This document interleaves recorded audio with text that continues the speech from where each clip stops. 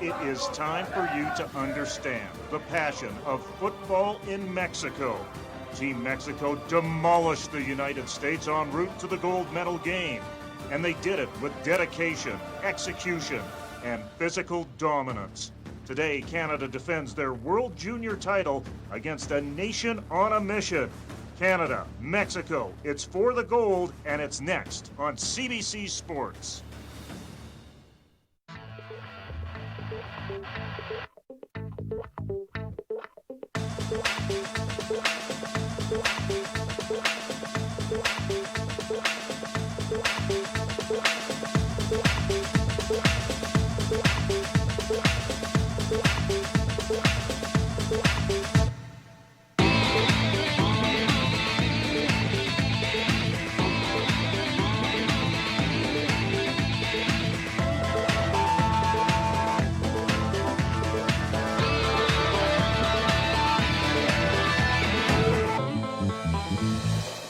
Welcome to Estadio Olimpico in Mexico City, where we are getting set for the gold medal game between Canada and Mexico.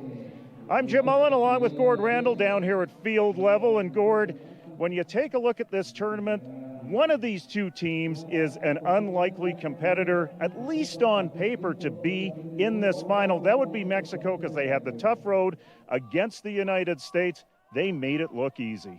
Absolutely, they did. And after a battle-it-out first game against Japan, where they had a really tight first half, actually trailed in that game for a bit, they came out flying, guns a-blazing against the U.S., took advantage of some early mistakes in that game, full advantage, went up early, the U.S. went into panic mode, and Mexico kept the pedal to the floor, pulling away in that one for a 33-6 final. They looked very strong, and I know the Canadians are very worried about the early start for the Mexicans in this one. Yeah, and that's one of the things about that Mexico game against the United States is the United States made some odd decisions in that game, but Mexico stayed consistent and they stayed to their game plan. Yeah, odd's a euphemistic descriptor for some of the things the U.S. did in that game, but for the Mexicans, with a huge crowd behind them, it's easy to let your emotions get carried away from you.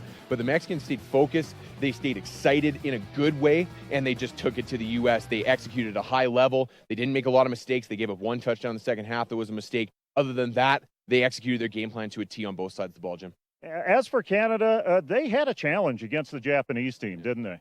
They did, and one of the ongoing themes for the Canadians in this tournament has been struggling with speed a little bit. We saw it a little bit against the Swedes, who weren't quite as strong of a team. That turned out to be a pretty easy game for the Canadians. Maybe some hints of what was to come against the Japanese. They really struggled with the speed. And Jim, in talking to some of the Mexican players yesterday at practice, we found out that they really felt like they struggled with the speed of the Japanese up front too. So that might be a bit of good news for the Canadians. With the Mexicans having a bigger and probably slower front, that might be a better matchup for them.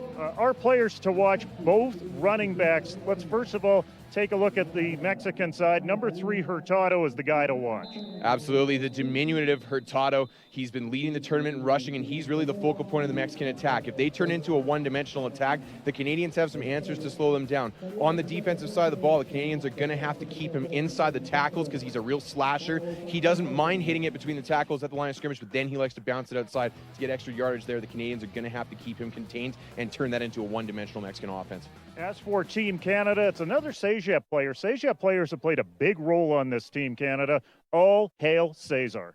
Yeah, our version of Cesar is there's Cesar in the Mexican running back's name too, but Froy Jean-Ernst Cesar has been a game breaker for the Canadians, and one of the big things that he brings to the Canadian attack is he makes all of their other weapons much more effective. We talked to Steve Samaro the other day, and he told us that one of the big things about Cesar is not only is he a game-breaking player, but he allows them to keep both the Philpott twins primarily in the slot, which gives them a multi-dimensional attack and opens them up, maximizes them as weapons too. So that is a big part of the Canadian attack. They've got multiple weapons, but it all runs through Cesar. And the big question, Jim, he's made yards through yawning holes. He's looked really good doing so. He's maximized it. Can he make his own yards when it's more of a grinded out type of blocking scheme where the Mexicans defend it better?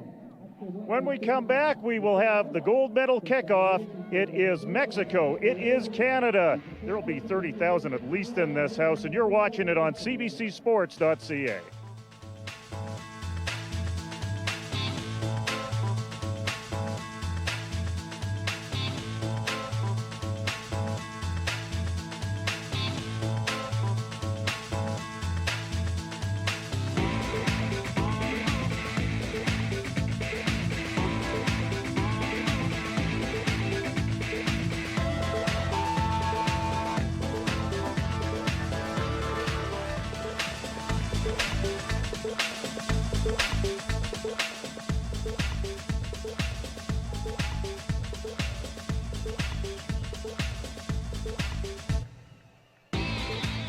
And welcome back to Mexico City, Estadio Olimpico, where we get set for the gold medal game between Canada and Mexico. Canada to receive, wearing their red jerseys, black pants, white helmets. Mexico in the white jerseys, white helmets, and red pants.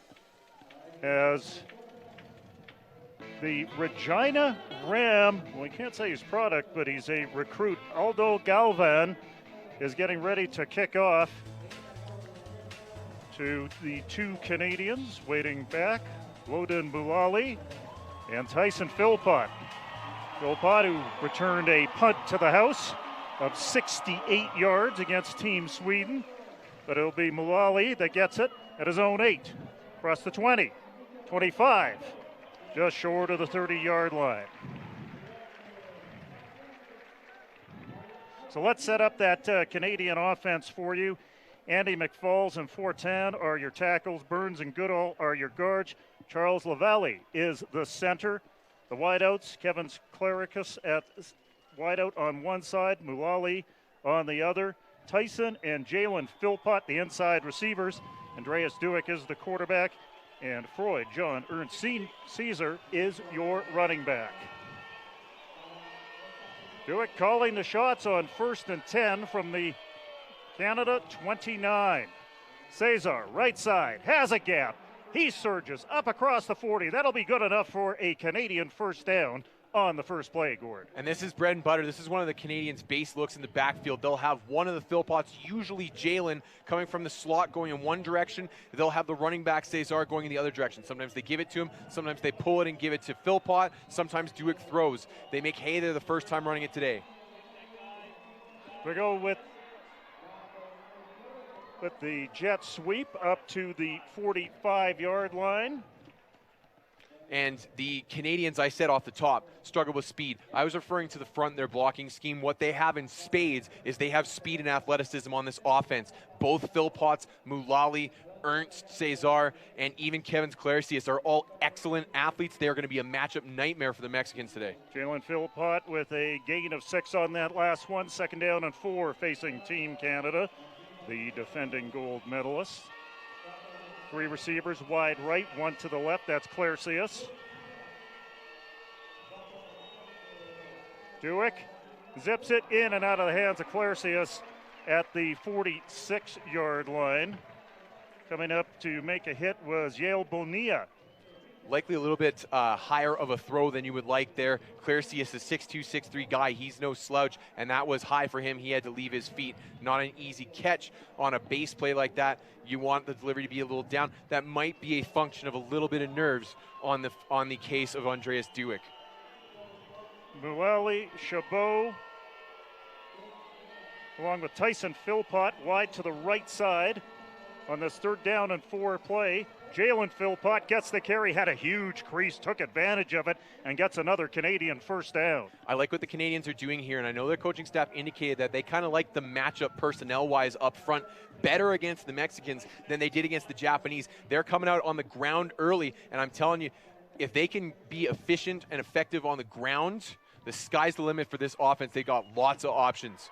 They've gone trips the last 2 plays. Mexico's given them a pretty good look against the trips, just one low defender. Be interesting to see what the Canadians do to take advantage of that. Mulali wide to the left side along with Chabot. Clericius takes Tyson Philpott with him. Double slot set on 1st down for Team Canada.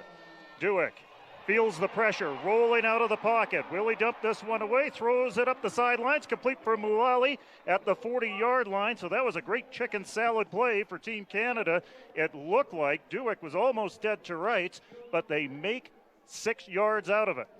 Yeah, a blown pickup there. Juan Marfan, the linebacker in the backfield. He is from the general capital area, just north of Mexico City here, and Duick able to roll out and not just throw the ball away, which is what I thought he was going to do there, but he's able to find Mulali on the scramble drill for positive yardage. Jim, I really like the way the Canadians have come out here. Clericius wide to the right side, Mulali wide to the left. Jalen Philpott in motion to the top of your screen on 3rd down and 4. Duick pulls it down, then throws. It's tipped, and is it caught? Did Chapeau get it? We haven't got a signal on the field. No, the back judge rules that it is an incomplete pass. Ironically, probably the official on the field with the worst angle to make that call is the one that steps in and makes that call.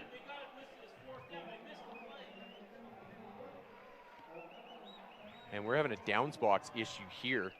They've skipped it down, and they've moved it from 3 to 4. One of the Canadian spotters next to us in the box was all over that. Good for him being on top of that.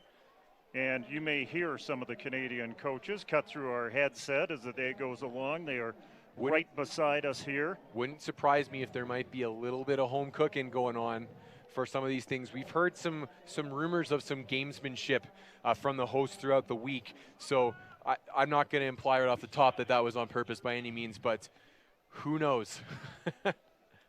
Well, it is right off the top, and you know what? That's part of home field advantage. You got to expect that to some degree, but certainly not on the downs box screw. That should be a 3. And they're still having a chat downs with the downs box. As they have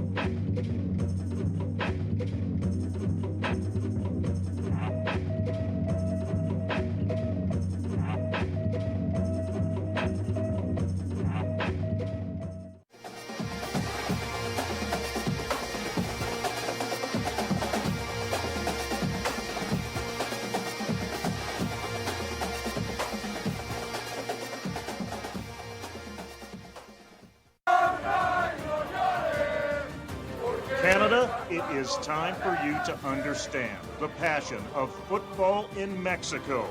Team Mexico demolished the United States en route to the gold medal game, and they did it with dedication, execution, and physical dominance. Today, Canada defends their World Junior title against a nation on a mission. Canada, Mexico, it's for the gold, and it's next on CBC Sports.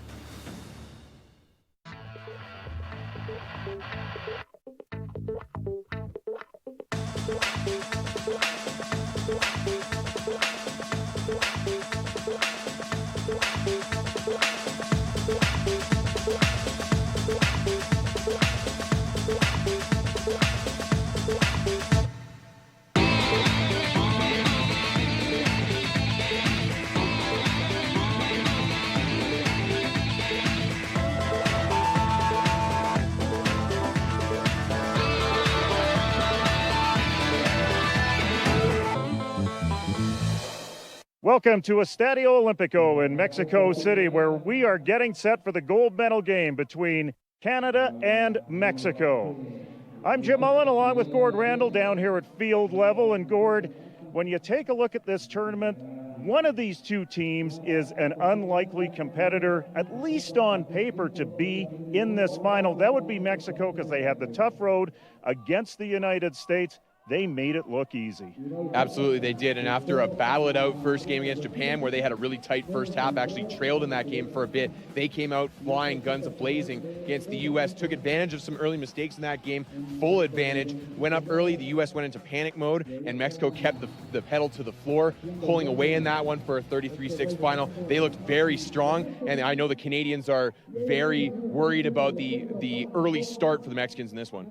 Yeah, and that's one of the things about that Mexico game against the United States is the United States made some odd decisions in that game, but Mexico stayed consistent and they stayed to their game plan. Yeah, odd's a euphemistic descriptor for some of the things the U.S. did in that game, but for the Mexicans, with a huge crowd behind them, it's easy to let your emotions get carried away from you. But the Mexicans stayed focused, they stayed excited in a good way, and they just took it to the U.S. They executed at a high level. They didn't make a lot of mistakes. They gave up one touchdown in the second half that was a mistake. Other than that, they executed their game plan to a T on both sides of the ball, Jim. As for Canada, they had a challenge against the Japanese team, didn't they?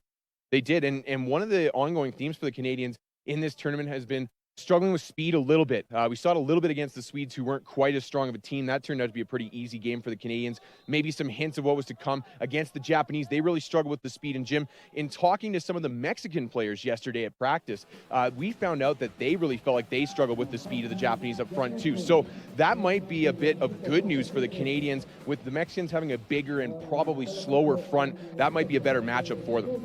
Our players to watch, both running backs. Let's first of all take a look at the Mexican side. Number 3, Hurtado, is the guy to watch.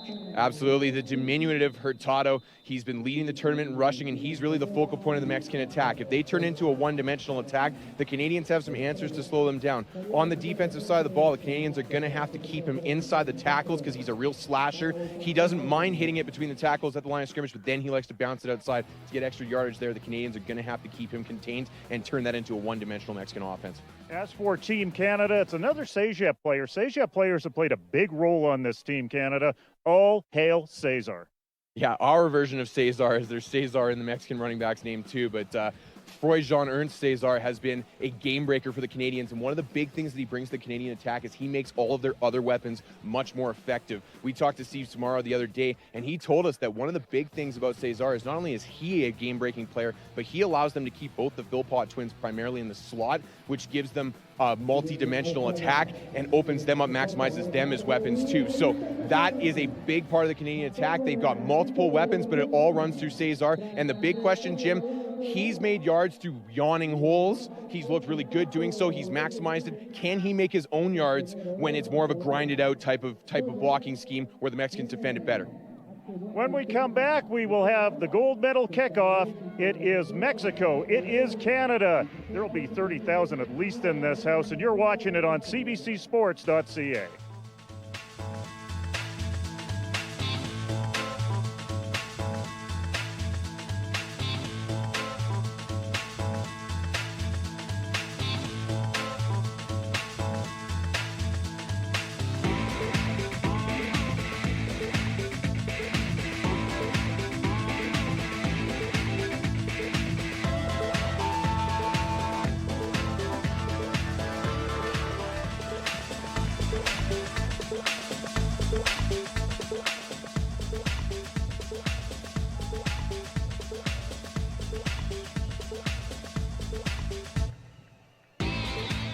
And welcome back to Mexico City, Estadio Olimpico, where we get set for the gold medal game between Canada and Mexico. Canada to receive, wearing their red jerseys, black pants, white helmets. Mexico in the white jerseys, white helmets, and red pants.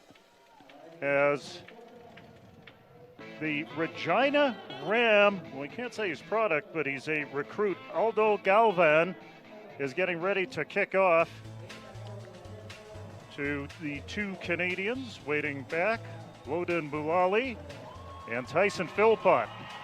Philpott, who returned a punt to the house of 68 yards against Team Sweden, but it'll be Mulali that gets it at his own 8, across the 20, 25, just short of the 30-yard line. So let's set up that Canadian offense for you. Andy McFalls and Fortin are your tackles. Burns and Goodall are your guards. Charles Lavalley is the center. The wideouts, Kevin Clericus at wideout on one side, Mulali on the other. Tyson and Jalen Philpott, the inside receivers. Andreas Duick is the quarterback. And Freud John Ernst Caesar is your running back. Duick calling the shots on 1st and 10 from the Canada 29. Cesar, right side, has a gap. He surges up across the 40. That'll be good enough for a Canadian first down on the first play, Gord. And this is bread and butter. This is one of the Canadians' base looks in the backfield. They'll have one of the Philpotts, usually Jalen, coming from the slot going in one direction. They'll have the running back, Cesar, going in the other direction. Sometimes they give it to him. Sometimes they pull it and give it to Philpott. Sometimes Duick throws. They make hay there the first time running it today. We go with the jet sweep up to the 45-yard line. And the Canadians, I said off the top, struggle with speed. I was referring to the front, their blocking scheme. What they have in spades is they have speed and athleticism on this offense. Both Philpotts, Mulali, Ernst, Cesar, and even Kevin Claricius are all excellent athletes. They are going to be a matchup nightmare for the Mexicans today. Jalen Philpott with a gain of 6 on that last one. 2nd down and 4 facing Team Canada, the defending gold medalists. 3 receivers wide right, 1 to the left. That's Claricius. Duick zips it in and out of the hands of Claricius at the 46-yard line. Coming up to make a hit was Yale Bonilla. Likely a little bit higher of a throw than you would like there. Claricius is a 6'2", 6'3" guy. He's no slouch, and that was high for him. He had to leave his feet. Not an easy catch on a base play like that. You want the delivery to be a little down. That might be a function of a little bit of nerves on the case of Andreas Duick. Muali, Chabot, along with Tyson Philpott, wide to the right side on this 3rd down and 4 play. Jalen Philpott gets the carry, had a huge crease, took advantage of it, and gets another Canadian first down. I like what the Canadians are doing here, and I know their coaching staff indicated that they kind of like the matchup personnel-wise up front better against the Mexicans than they did against the Japanese. They're coming out on the ground early, and I'm telling you, if they can be efficient and effective on the ground, the sky's the limit for this offense. They got lots of options. They've gone trips the last 2 plays. Mexico's given them a pretty good look against the trips, just one low defender. Be interesting to see what the Canadians do to take advantage of that. Mulali wide to the left side along with Chabot. Claricius takes Tyson Philpott with him. Double slot set on 1st down for Team Canada.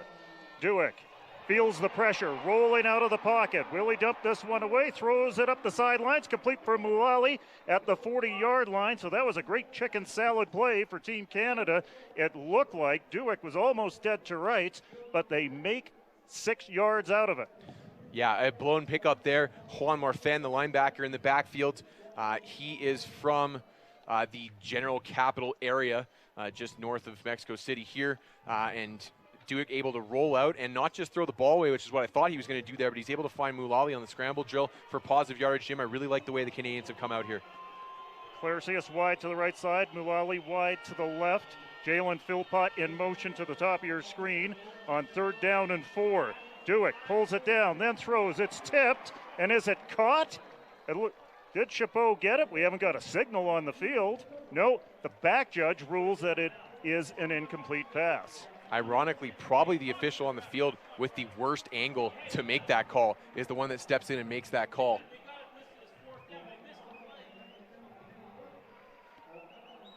And we're having a downs box issue here. They've skipped it down, and they've moved it from 3 to 4.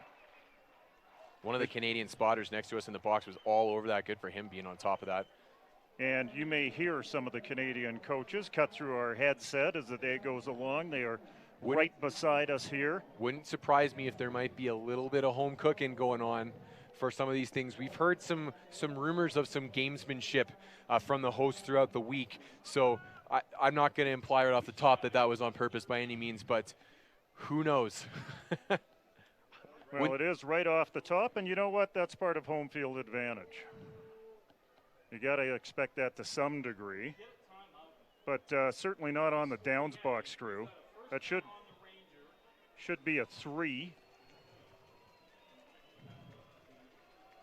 And they're still having a chat downs with the downs box. As they have not yet figured this one out, and Steve Samara, I don't think is going to let them continue play until they figure this one out, as he has gone full Wally Buono, going all the way out to the numbers and now back in towards the sideline here, trying to get them to figure it out. Lots of experience in the officiating crew here. Bill Lemonnier, the head referee here, has done BCS championship games in the past. This is actually his last international game as a head referee, the American. So he knows what he's doing. He's actually been the official supervisor here this week when anybody else has been on the field. So got a great set of stories. He's done 7 IFAF final championships. While we have this break, we can try to set up that Mexican defense for you. Milan and Aguado at the ends, Gonzalez and Guerrero in at tackle. Your linebackers are Baños, Gracia, and Gutierrez. And across the back, Berman and Garcia on the corners, and Castaneda along with Bonilla at safety. 9:29 remaining. We got a lengthy delay, and the Canadian football team here is getting accustomed to what the Canadian soccer team feels when they play at another stadium not far away from here. Not far at all. In fact, I think I can see the edge of it in the distance here off to our right. Sorry, I thought the official had gone on the PA there, as they are still trying to figure this one out. And it is, I'm thinking back, it's definitely third down. Philpott picked up the first, then the scramble drill to Mulally, and then that incomplete pass right there.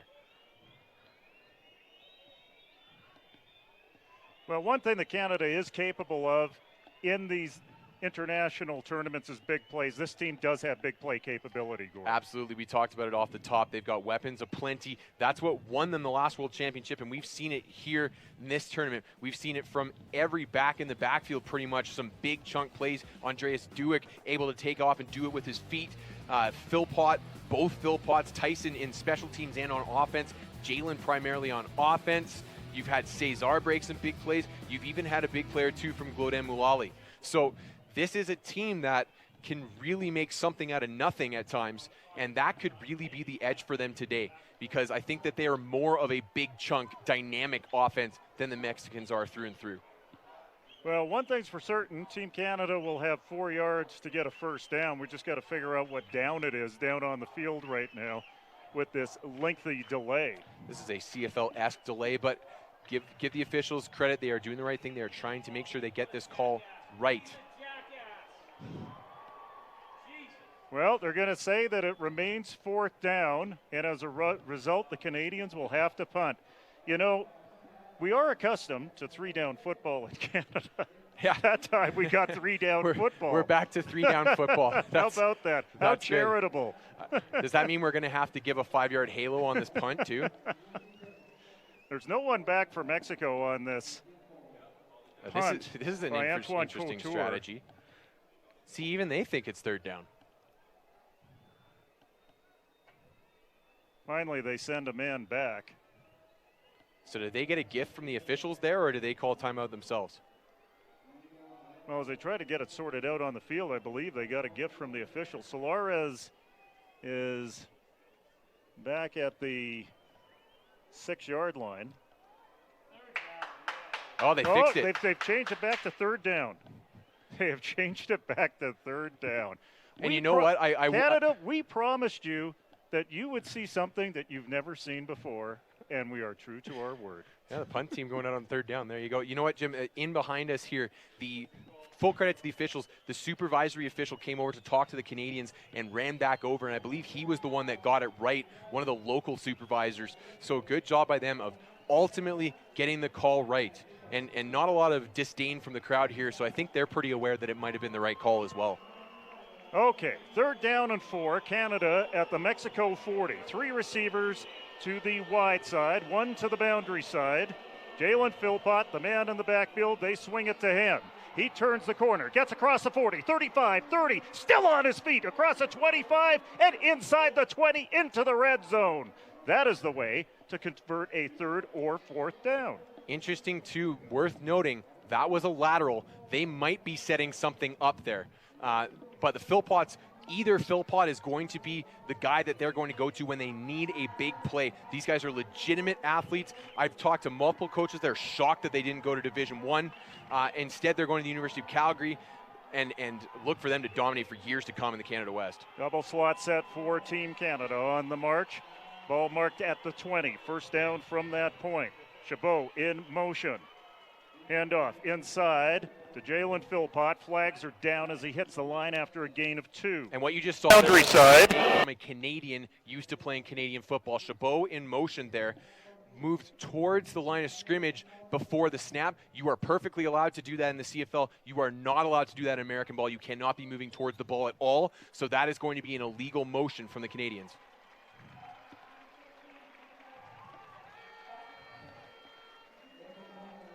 So that moves the ball 5 yards back to the 25.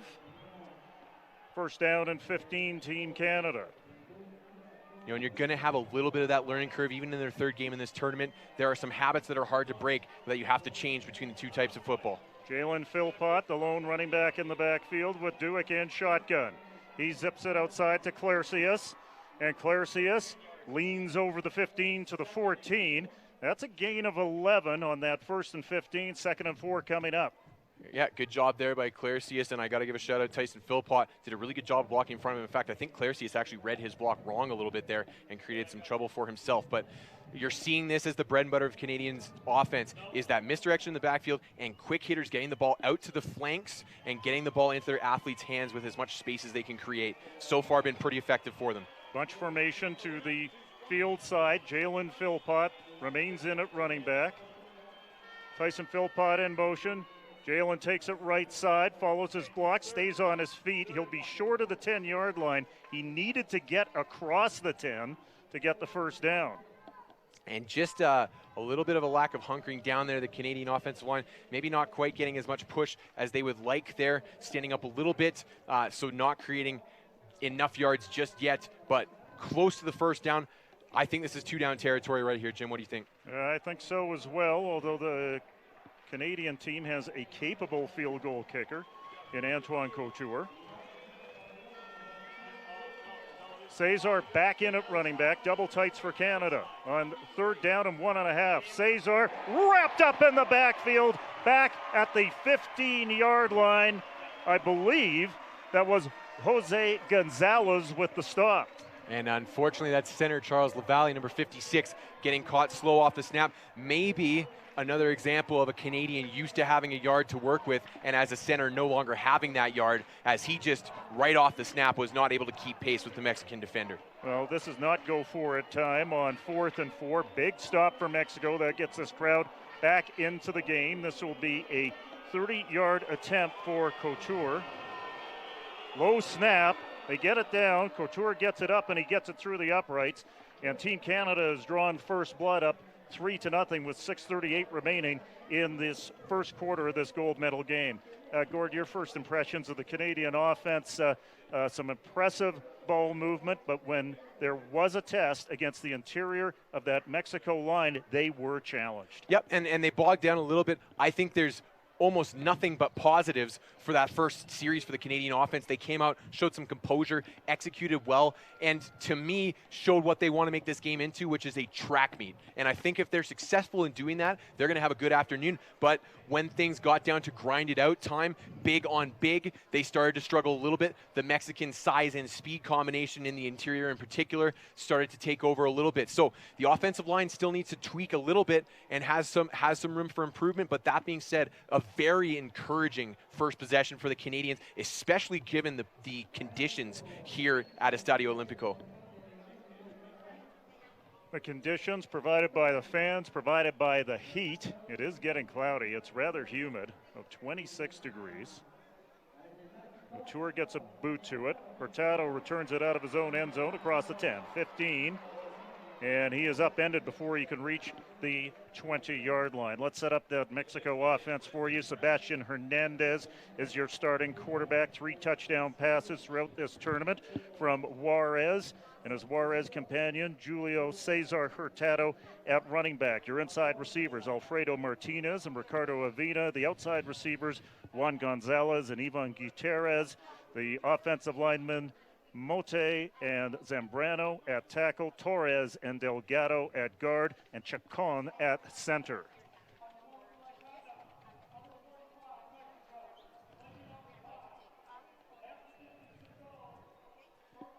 Alberto Flores, he's got to stay in a comfortable groove, not get too out of his head, and he takes an unsportsmanlike conduct there, Gord. And Jim, I talked about it in the intro, the Canadians worried about the start. We also talked about it off the air.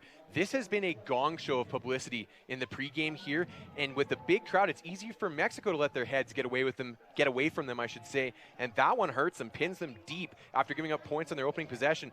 They need to get a chunk, and if not, put points on the board, at least get some yardage here. 2 receivers wide to the right, 1 to the left. There's Hurtado. He gets the call right up the center of that Canadian defense, up to the 15-yard line with a gain of 5.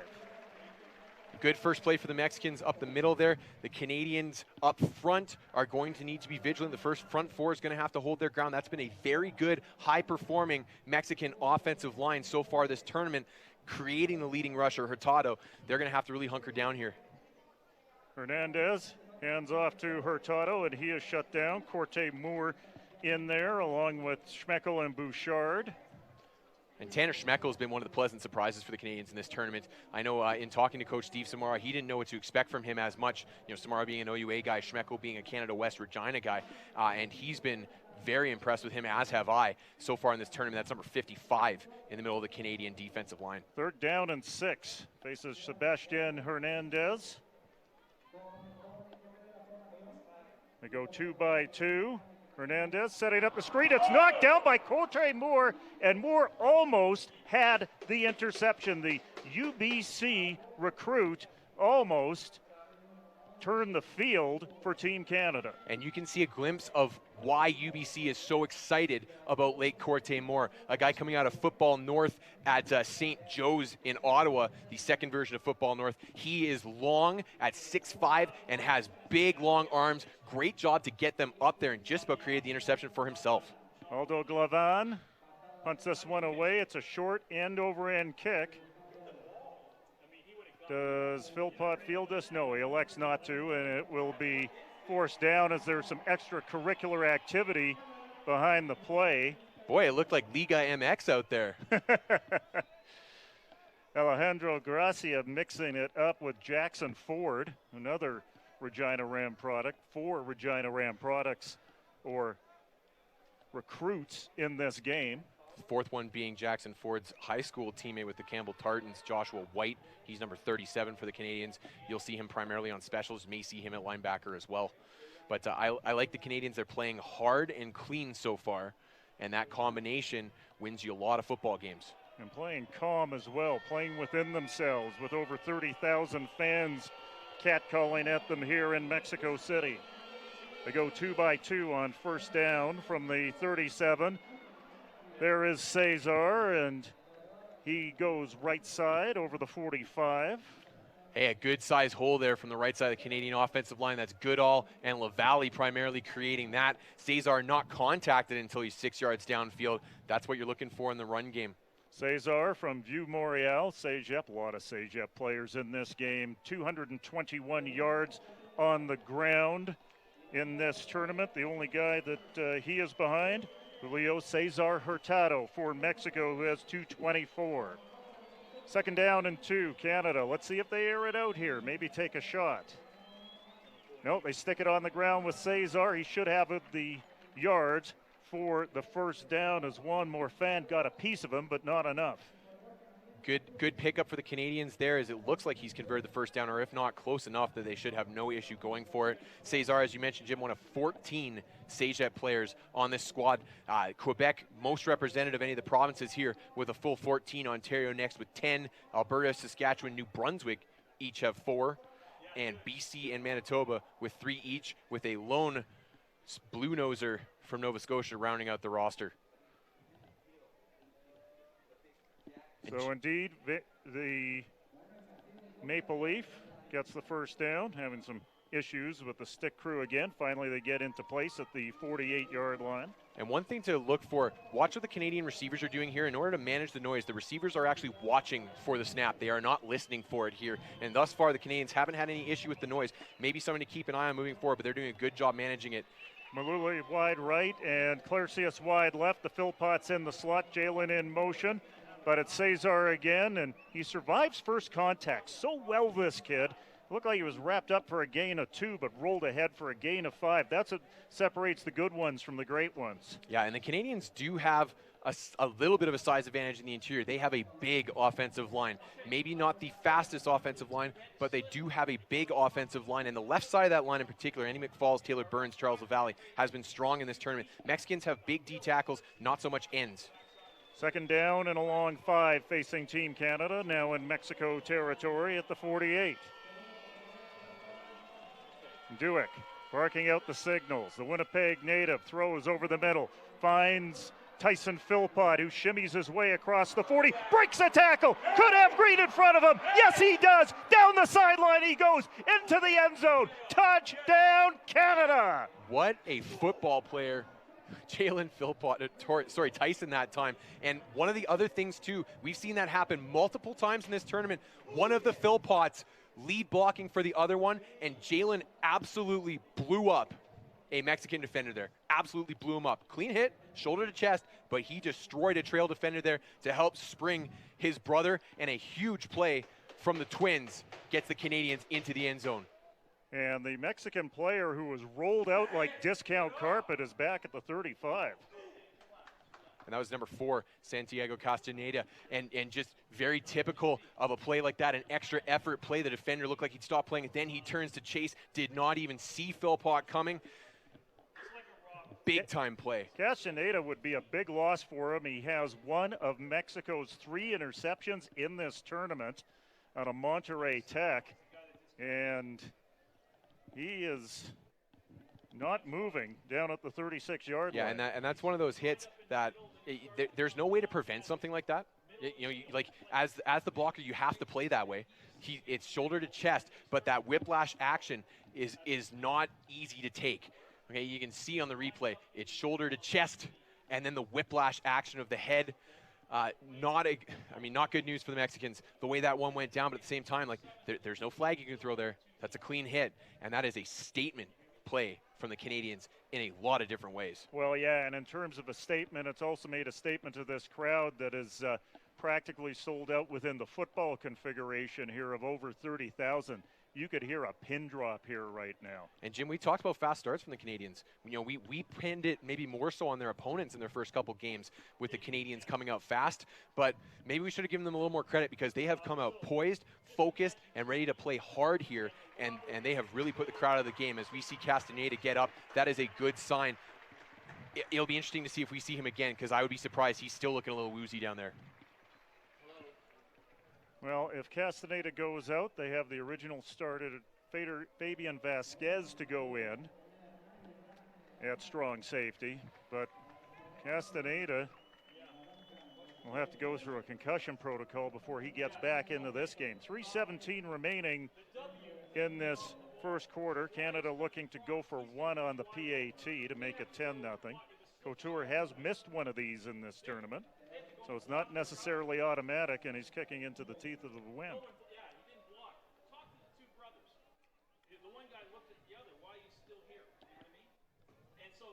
Still a delay on the field.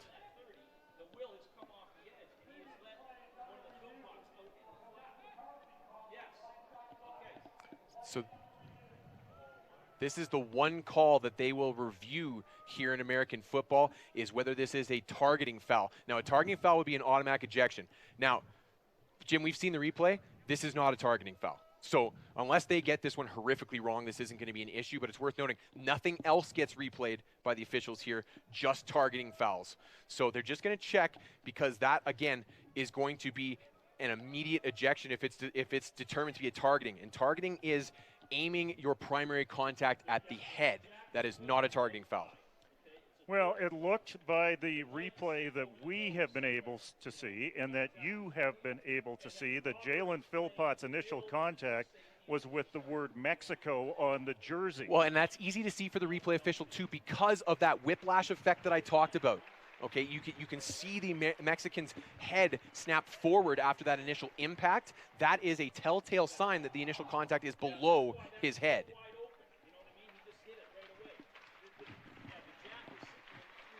And it's important for Team Canada that a major weapon offensively, like Jalen Philpott, remains in this game.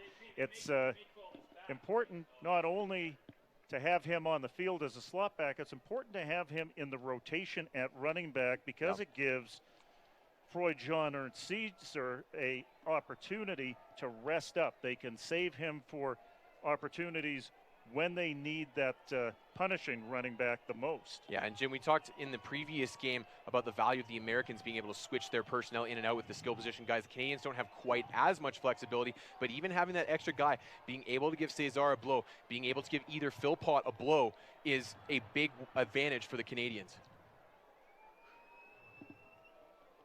So Team Canada and Team Mexico awaiting the ruling on this targeting call. There's another game going on that affects Canadian amateur football. It's the Canada Cup, and it's the gold medal final happening at the very same time as our game.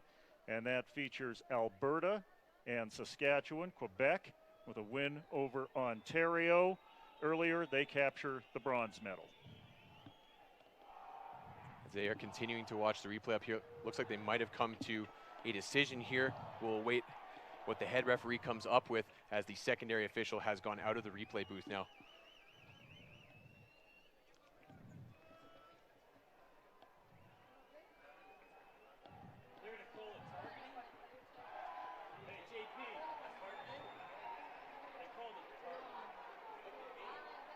We're waiting to see whether or not this is targeting, and they're going to call this targeting, Gord. That is an absolutely horrific call. A horrific call, Jim. That is unbelievably bad that the replay official looked at that and determined that that was a head contact. Jim, I am livid right now. That is an unbelievably bad officiating decision. And that's not the on-field officials. That's the guy up here. That's brutal. And you know what? I can speak for Gord in that we go into this game wanting to see the best out of these two teams. Gord loves football. He's not being partisan for a team. He's being partisan for getting the call right and not eliminating a player like Jalen Philpott from this game early. Jalen Philpott is out of the game for targeting. That's an automatic ejection. This is the same controversy they've run into in the NCAA, is that when a borderline call goes against the player, he's done for the day. That's, geez, that is an unbelievably bad call to have happen on this stage at this point in the game. They caved to the pressure of the environment. As a result, 6 points are also off the board. And Canada is back at the 50, second down and 7 yards to go. A huge momentum swing provided by a replay booth. Cesar goes into the line right side. He'll get a couple across the 50 down to the Mexico 49. Unfortunately, there's a flag after that. Unfortunately, that's a theme that those of us who watch CFL on a regular basis are all too familiar with, is the officials in the replay booth in particular being too much of a factor in the game. It is incredibly disappointing to see that happen in this game.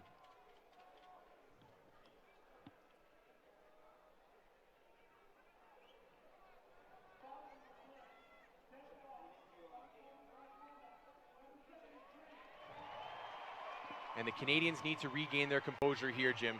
They need to settle it down. Steve Samara may want to call a timeout or something like that. They need to settle it down here because they are upset about the way that that's turned, as it's one of his own guys, a Carleton guy, Matt Goodall, getting the call there, number 73, the right guard. Canada going in the wrong direction. Ball marked back at the 36-yard line.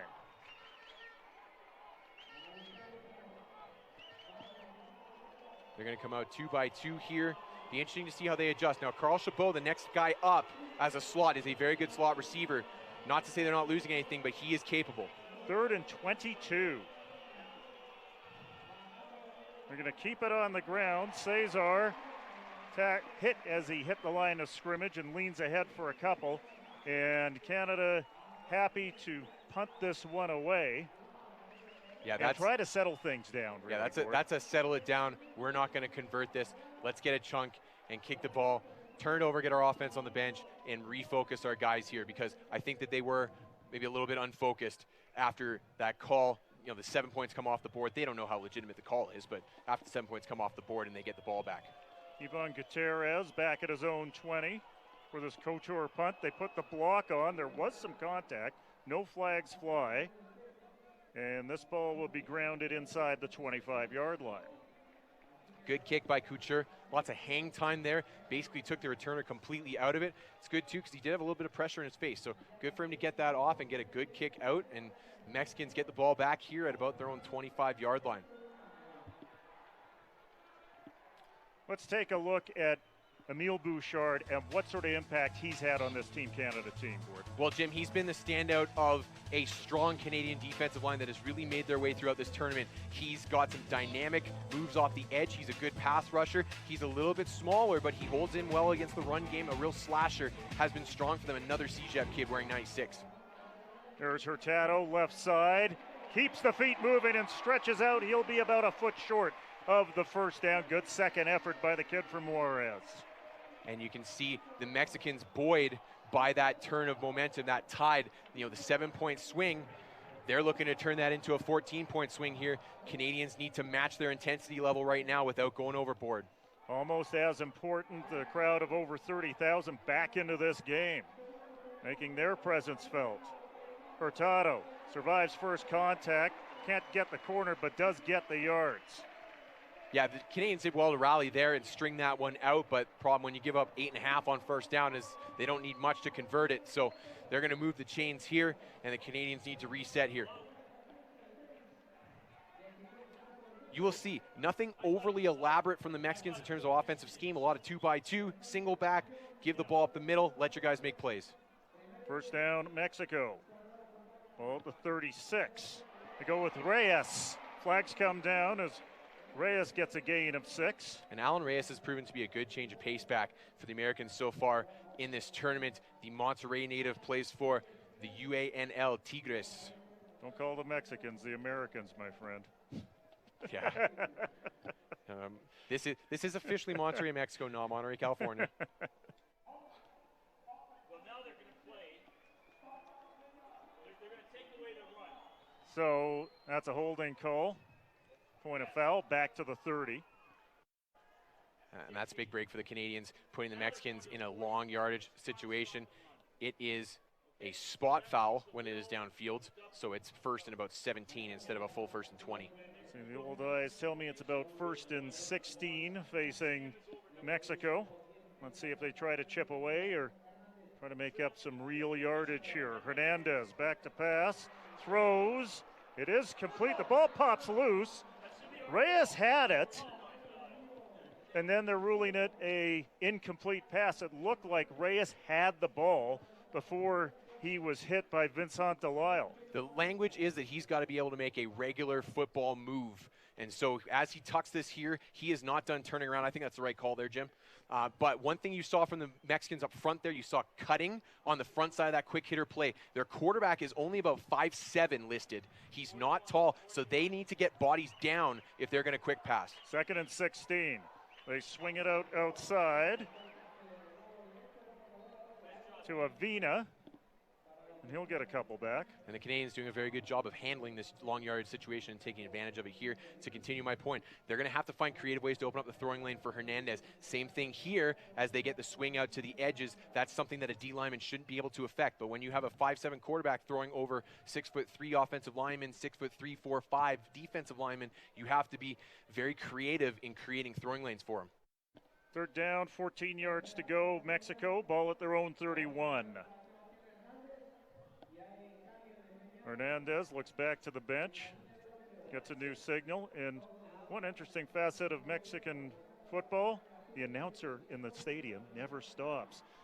Pass underneath, it is complete. And Briones puts his head down, gets up to the 40. That'll bring up fourth down. He needed to get across the 46. Good rally to the ball. Lavoie misses the initial tackle in the open field there, but I like Sandor Maud, one of the defensive tackles, hustling back to get in on that play as the Mexicans played it pretty tight to the vest when they got into long yards there. 3 short dumps in a row, and the Canadians doing a good job of letting that happen, rallying to the ball and stopping before the sticks. There is an injured Canadian player at the 43-yard line.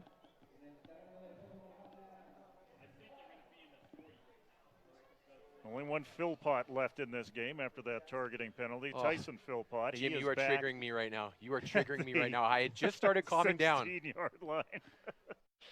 From that play. Anyway, I'm not going to dig it back up. I don't understand how you see that and you call targeting the head, that the head was the primary point of contact. I don't get that. Aldo Galvan. Back to punt this one away. Back at his own 26-yard line. Galvan with another line drive. He'll bounce once for Philpott at the 16. Makes the first man miss. Can he make the second man miss? Yes, he can. He's got the corner across the 30, 35, and leaps out across the 40-yard line.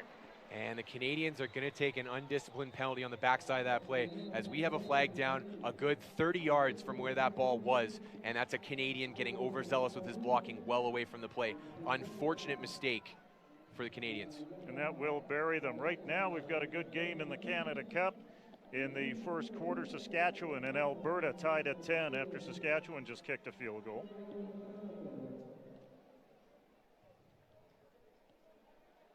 A surprise to some that Quebec is not in the final.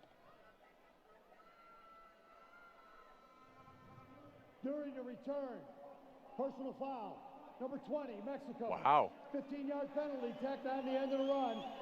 First down and an untimed down. Untimed down. I stand corrected. A huge mistake by the Mexicans.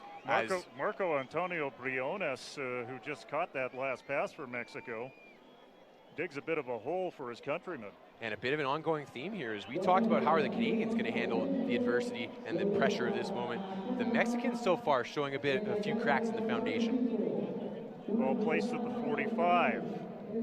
Let's see what adjustments Canada makes in their offense now without Jalen Philpott in the lineup. Well, I'm particularly interested to watch his brother Tyson and see how he reacts to that. Those two have played football together at every single level and will continue to. It'll be interesting to see how he reacts with his brother no longer in this game. There was talk during the recruiting of the Philpotts that they would go to different schools. It surprised some that they both ended up at the University of Calgary. Full credit to Wayne Harris, though. He did a great job of recruiting those two. He was hot and heavy on them from beginning to end. And they have a good home there at the University of Calgary. Inside Woods picked up by Canada. Dewick leans back, throws in the direction of Philpott. He goes up. He cannot pull it down. Good coverage provided by Yale Bonilla, but there are flags down in the Canadian backfield. Too bad. That was a really solid pickup. Charles Lavalle, the center, as the linebacker timed up the snap. And when that's right in the A-gap off the center, that is a very difficult pickup. Lavalle sliding to his right, does a great job of picking it up. And oh, boy. Anyway, I'm going to go offensive line union here. I'm not going to get into it. But I do really like the play call by the Canadians, calling number one's number there and going, you know what, kid, you're still our guy. Go get this, make a play, make up for it that way. And he just about did too. Keenan Vickland checks into the game, the running back of the Valley Huskers. And it's probably just a blow for Tyson Philpott. He steps off after running that deep pattern. Probably just needs to catch his breath a little. Clears is wide to the left side, Mulally wide to the right. Canada sends 3 right side. On 1st and 20. Mexico brings 5. They swing it out to Cesar, and he is tracked down in the open field by Juan Morfan. That must have been a bit of an assignment error from somebody there, as both Cesar and Keegan Vikland, the new guy on the field, both went out for the bubble screen there, unless that's a very creative scheme by JP Aslan, the offensive coordinator. I'm guessing somebody screwed up there. And that will do it for the first quarter of play. Canada leading Mexico 3-0 after 1. You were watching the World Junior Football Championships on CBC Sports.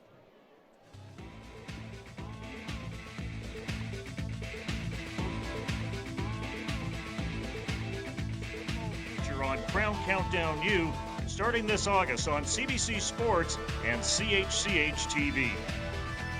And by AFI Review, AmericanFootballInternational.com, the home of the Gridiron Globe.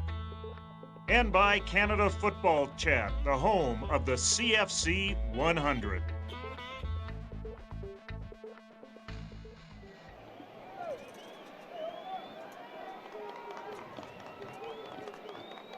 Jim Mullen with Gord Randall in Mexico City. Gold medal game, Canada and Mexico. Canada up by 3, but it feels like it could have been a whole lot more, Gord.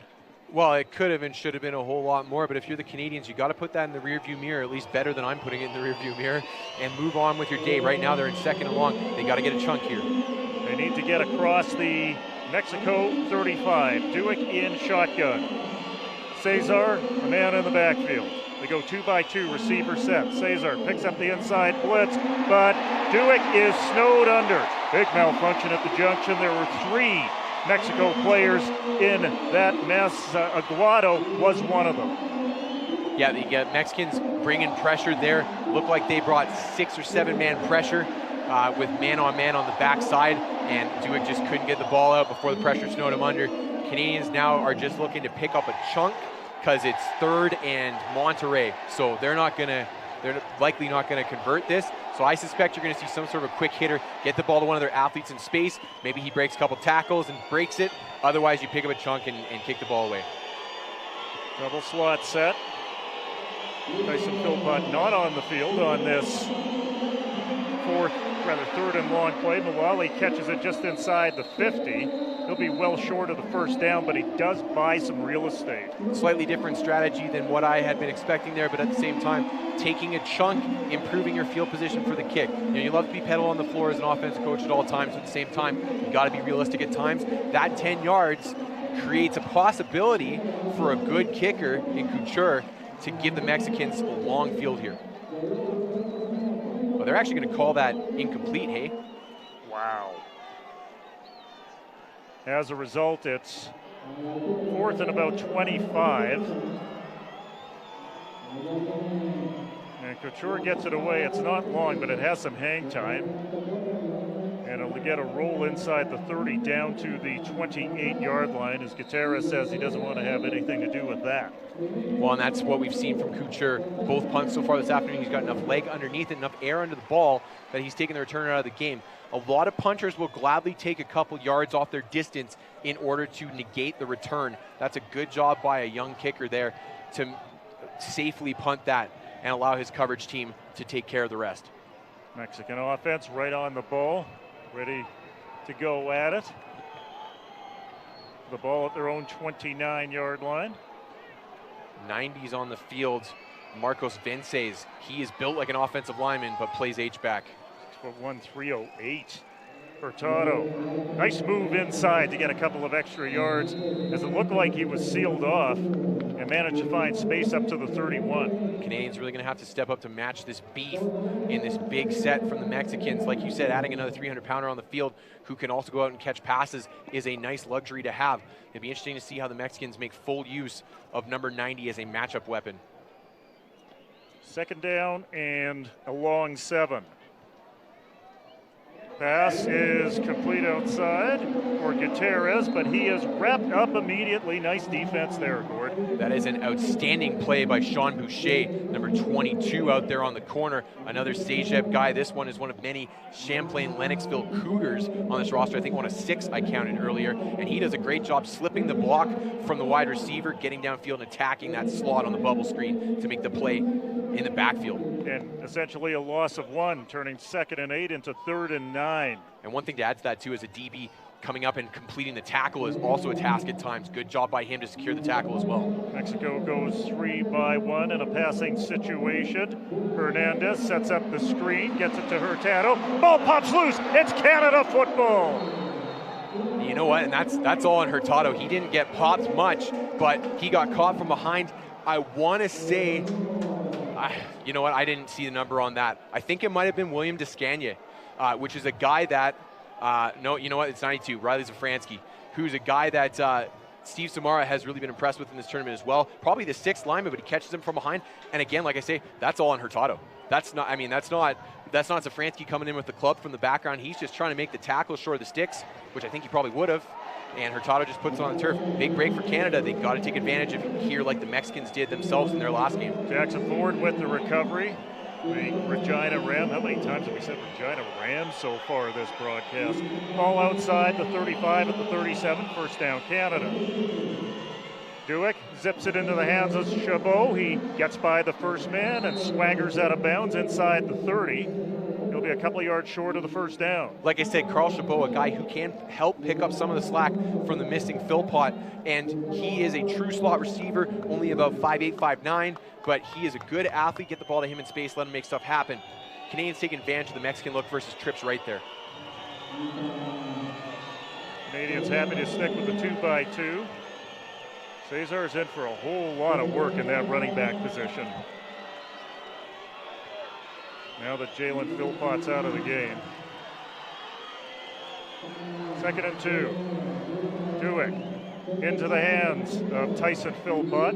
He'll easily make the first down as he's pushed out of bounds by Jonathan Garcia. And to that point about Cesar, look for them to use Tyson Philpott in a lot of the same looks, coming in from the slot, doing some misdirection, giving him the ball a few times as well. The unfortunate thing about losing Jalen Philpott is he's also one of their best blockers amongst the receivers too. We've seen both Philpotts throw good blocks for each other in this tournament. First down, Canada. Ball outside the 21. Cesar plunges over the 20 to the 19. And Canada will continue setting up that look until they find a way to take advantage of the slot coming in. The Mexicans will react to it, what have you. But they love motioning one of those slots into the box in the opposite direction of their run action with the halfback. It's a good, simple scheme of misdirection out of the gun for the Canadians. Andreas Duick coming into this game, 15 of 25 for 255. That's 60%.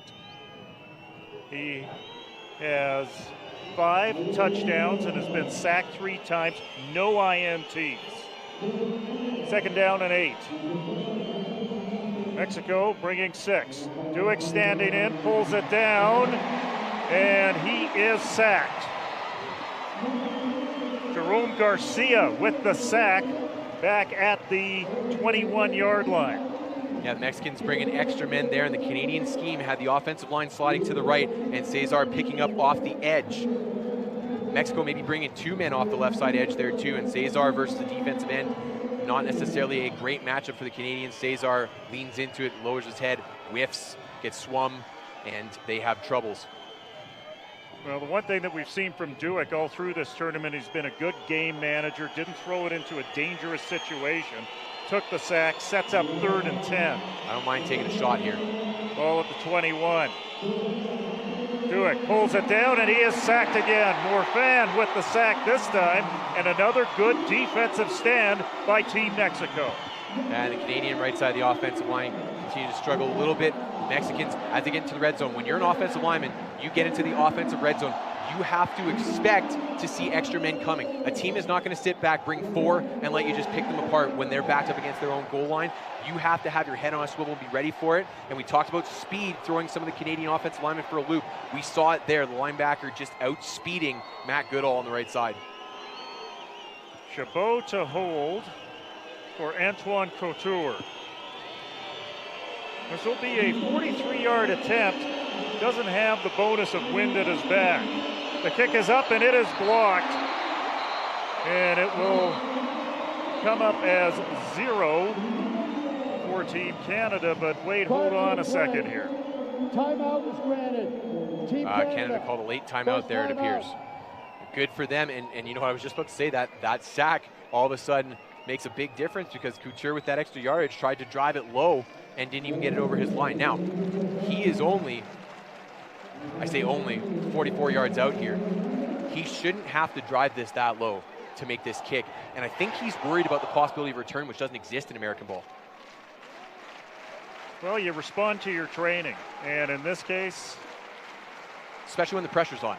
Yeah, well, and old habits die hard too. And in that case, maybe he needed a little bit of a reminder. Let's see if he puts a little more air underneath this one. Yeah, I mean, you got to give it a chance. It wasn't like the Mexicans had a ton of pressure there or got through the line or anything like that. It's just too low of a kick. One thing that we've noticed here is the wind is constantly changing here at Estadio Olimpico. It's now picked up into the face of Couture, just a light breeze, but maybe enough to take a yard or two off of it. Well, and throughout the city in general, for those of you that don't know, Mexico City in a mountain, an ancient lake bed surrounded by mountains, and the wind is constantly changing, the weather conditions are constantly changing. You can go from brilliant sunshine to a thunderstorm in about 10 minutes, so it'll be interesting to keep an eye on the weather conditions. It looks okay right now, and there isn't supposed to be rain, but that can change in a hurry. Be a 44-yard attempt, and the snap is bobbled. Chabot takes off with it, directing traffic. What is he going to do? He makes like Efren Herrera, throws it up, and it falls incomplete. Now, I'm not sure if he bobbled the snap himself or if that was just because the pressure off the left side edge. Two Late Mexicans were clean off the edge. Yep, go ahead, sorry. That might have been, that's probably an illegal man downfield in a situation like that. But two Mexicans clean off the left side edge. You allow for one way off the outside. You don't want two. I'm not sure what happened there for the Canadians, but they've got to shore that up a little bit. You're probably spot on that it's an illegal man downfield.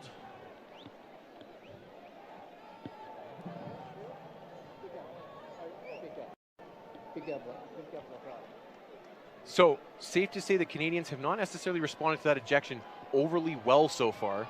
On the offensive side of the ball in particular, they need to shore things up a little bit. They have made some plays, but they've also made some pretty big mistakes here to keep the Mexicans off the mat. Mexico's ball, first down. Charles Lavalley, who lines up at guard on field goal team, was the man downfield. And as a lineman on that situation, again, coming from the Canadian game, you're used to having to pursue downfield, but as a lineman, you also just don't really know what to do in that situation. So probably just drifted a little bit, and I mean, that's the rule. You gotta stay at the line of scrimmage. So it is what it is there. It doesn't make a whole lot of difference. They're just going to wave it off and take the ball.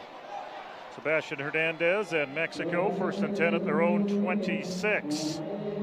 Hurtado bounces off one, leans ahead to the 30 for a gain of 4. So you can see a similar scheme to what I've been talking about from the Canadians so far, bringing the slot into the box, having him jet in one direction and doing the inside zone in the other direction to the halfback. Now for the Mexicans, they prefer to give that ball to their tailback, whereas the Canadians may mix it up a little bit more. But you can see that's a pretty bread and butter scheme for a lot of spread coordinators. 5:40 remaining, second quarter. Canada leading Mexico 3-0. Mexico going a little more up-tempo with their offense as they fake the handoff, and it's complete over the middle. No, they are going to rule it incomplete. The intended receiver was Ricardo Avina. I think that's Jackson Ford making that play from his safety spot. You also saw Eric Bujalski, who's been strong in the inside as a linebacker, dropping into his zone, and I'm not sure if he quite got a fingertip on that or not, but enough to distract the receiver, maybe not make it a clean catch, and then Jackson Ford steps up and separates receiver from ball. Glad that wasn't a targeting call, Jim. Third down and 6. Hernandez is forced to turn it back up inside. He can run, but he cannot hide. Great job by the beef up front by the Canadians. Alexander Fedchin, the Calgary native and another UBC player I might add, eventually comes up with the sack, but the pressure off the front side edge there was coming from the linebacking core. I think that might have been Bujalski again. And then Sandro Mott had a shot at him as well. The thing about Hernandez, he can run, but he doesn't run through traffic. He runs to space. So good job of closing him in there and corralling him by the Canadian D-line. Tyson Philpott will take this at the 35 and signals a fair catch. There are flags down behind the play, however. Usually at that point, that's probably some sort of a hold on the release if it wasn't a pre-snap penalty. So be interesting to see what happens there. It's not at the puncher's depth, it's more towards the line of scrimmage. It'll be interesting to see.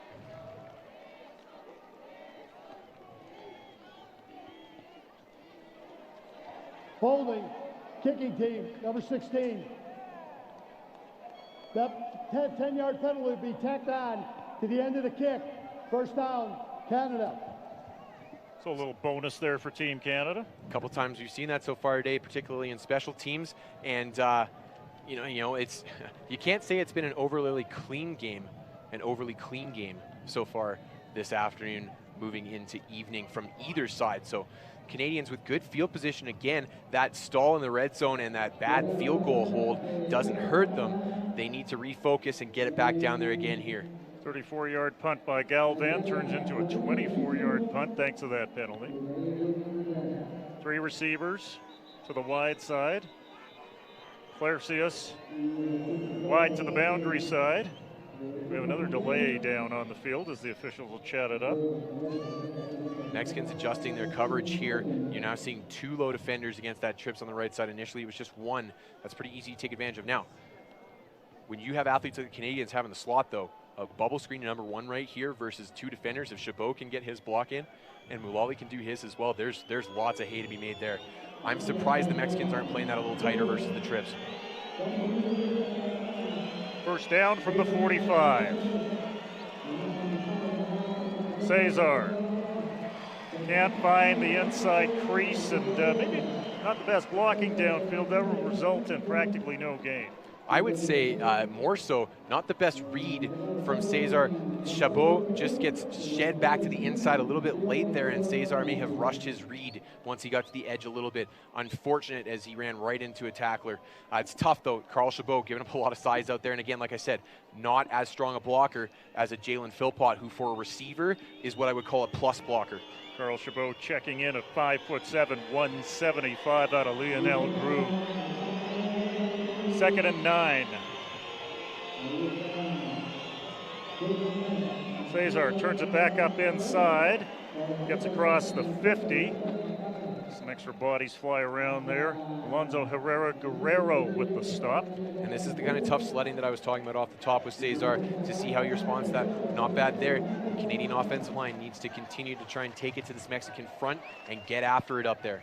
The more you can run the ball, the more you can slow down those blitz packages the Mexicans have brought you some trouble. Figueroa and Bonilla back at safety. We have not seen the return of Bonilla. Swing pass outside, going absolutely nowhere, and that is thanks to the Mexican defense swarming to the football. And you're going to get a late foul probably on the Canadian here, as he goes over the top of his defender and manages to remove his helmet. And as soon as that helmet comes off, that's what the referee's seeing. That's likely, I think, going to be an unnecessary roughness call on the Canadians. I think it's the, I don't know if that's the left guard or the left tackle. Well, the Mexicans seem to be not very impressed by this call.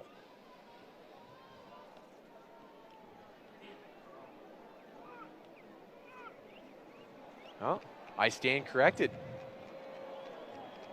Following the play. Dead ball, personal foul. 98, defense. 15-yard penalty. Automatic. First So down. the same Mexican player whose helmet popped off, they rule that he's the one who initiated that late contact and created that issue. So another break for the Canadians here. Jim, on that last play, you saw them missing Jalen Philpott. Jalen Philpott probably does a better job on that block than diminutive Carlos Chabot. Carlos Navarrete, the guilty party, keeping Canada on the field at the Mexico 39. Dewick Inside, complete to Philpott, down to the 28. That's a gain of 11, first down Canada. Good stuff. And hey, Tyson Philpott, just like his brother, has the ability to create his own space. The Mexicans like to play loose over the slot receiver. The Canadians should continue to take advantage of that until the Mexicans tighten it up, particularly to the boundary side. Claricius wide to the left side. Muali wide to the right. Philpott and Chabot the slots. On this first down play from the 29, Cesar has a nice gap, makes the most of it, gets across the 25 down to the 24. And scheme-wise, I don't know that I know what Mexico's really trying to do here. They've got the one safety rotated over to the wide side of the field, which is away from Tyson Philpott. They have two low defenders on the wide side. They're obviously in a cover 2 shell, but if you look at the boundary side, the slot is wide open with just a safety over top of him at 10 yards. 2nd and 5. Dueck taking a shot, throwing over the head of Claricius down at the goal line. And that's unfortunate because Dueck got a little greedy there because exactly what I was just pointing out was wide open. Tyson Philpott ran a quick hitch, had a huge bubble, probably had the sticks, and Dueck decided to go for it there. Got a little greedy. I don't know that Claricius was his best option there. It'll bring up 3rd down with the ball at the 24. Now, that being said, pretty well thrown ball. Put it up in a place where it was either Claricius getting it or it was going safely out of bounds. So pretty good ball there. Just, I don't know that that was the right decision. 6 seconds left on the play clock. Dueck's got to get this one off. 3, 2, 1. Calls a timeout. And Canada burns a timeout, even though there's 2 minutes left on the clock. Timeout. Team Canada. Second team timeout. So the key defender for the Mexicans, when you're looking for coverage shell, and as a quarterback, you're looking for one key defender that tips off their coverage shell. Each team, depending on their scheme, has a different guy that does that. On the far side of the field, as we look at it right now, you'll see number 14, Yael Bonilla. He's one of the safeties. When he creeps low inside of 10 yards, that's a pretty good hint that the Mexicans are running cover 1, which is man coverage with one safety over the top. You may also start to see the other safety, which is now Vasquez, 27. He may start to rotate back towards the middle of the field. Their standard shell, when they are in the middle of the field, is cover 2. Now that they're getting close to their goal line, they're trying to tighten up. You may see some cover 1. 14, the guy with the orange gloves, is that key defender to watch. Yeah, and 14, by our count, is the guy that replaces this guy, Castaneda, who left the game early and has not returned. So this is 1.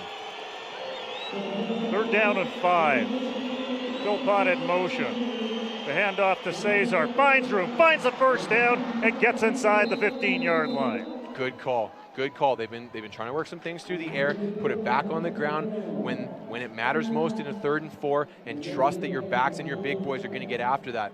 Good job there. I like the call from JP Asselin. Claricius wide to the left side with Philpott. Muali wide right with Chabot the slot back.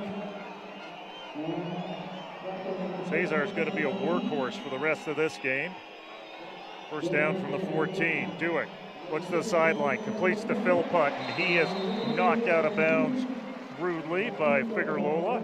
And it's also worth noting, by the way, that the Canadians do have some room against the run here. They're only seeing a 6-man box. The Mexicans want to keep that safety out because of the weapons that the Canadians have on the outside. So even this deep, you saw the Mexicans with a 6-man box there, and really only 2 true down linemen with 2 kind of hybrid stand-up guys on either side, giving you a bit of a 42 look, but in a lot of cases almost more of a 24 look in the box. Gain of 2 by Philpott. 2nd and 8, Canada. Cover 2. Muali waving back to his quarterback, but Dueck looking the other direction, finds Claricius. He is ruled out of bounds 5 yards deep into the end zone. Second time today that the Canadians have had a reception very close on the sidelines, ruled out of bounds. We are not going to be able to see that well from here, so we got to trust the call. Again, I'm not sure if that's the right guy to go to there. Now, you trust Claricius' ability to elevate off the ground and get that ball at a guy who's about 6'3". So good for them for giving him an opportunity to make a play. Now they need to be smart and take what the defense gives them here. 3rd down and 8. Same look, different down. This time Philpott in motion. Dueck setting up the screen. finds Cesar. Cesar stays on his feet. He finds the promised land. Touchdown, Canada. No flags, and I like the call from the Canadians. Remember, they struggled with pressure the last time they were in the red zone. I don't know what number it is, but there is a Canadian offensive lineman who was lead blocking on that play, who was down on the field, and based on the way that somebody was immediately signaling, it does not look good. Looked like it might have been Taylor Burns. I think I could catch a 6 on that jersey. Yeah, it's either LaValle or Burns. I think it's Burns because I think I can see LaValle's build in the middle of that huddle right now. So that's the left guard. He is a Riverview, New Brunswick native who actually is currently at Episcopal Prep in Virginia, trying to get himself a Div 1 scholarship. One of the best offensive linemen the Canadian have on the team. Episcopal, who has cashed in on a number of Canadian recruits as a prep school. They've run a few through there. And the concern switches to Taylor Burns. That's quite a culture shock, hey, going from small town New Brunswick down to a big prep school in the States. Good for him for taking that leap and trying to push himself into Division 1. Hopefully this is not a major injury that affects his season into the fall. So all the seats that are available here that have been boxed off for this tournament, I'd say about 90% of them are That is full. LaValle. That is LaValle. It is That's the center. LaValle. And so that adds an extra element of intrigue here, because switching centers on short notice is always a shaky situation. The backup center is listed as Connor Graham, number 65.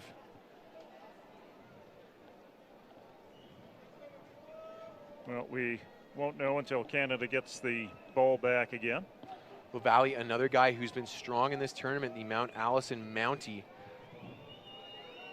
And you know what? He more or less just hurt himself there. Didn't get hit hard, so it'll be interesting to see what happens to him. Mature puts the point after up and through. And Team Canada leads 10-0 with 1:13 remaining in this first half. Good news for the Canadians is because they scored on that play, they get a chance to get some practice snaps in if LaValle is not able to continue in this game. So that's a positive, and we're forgetting the biggest positive, Jim, which is that they've extended it to a 2-score lead now. And that's big with just 1:13 remaining in the half. As we're just mentioning before, great crowd here. They've been loud, but not as passionate, I would say, as when their UNAM Pumas show up in this same facility. Certainly no points on the scoreboard keep the fans quiet.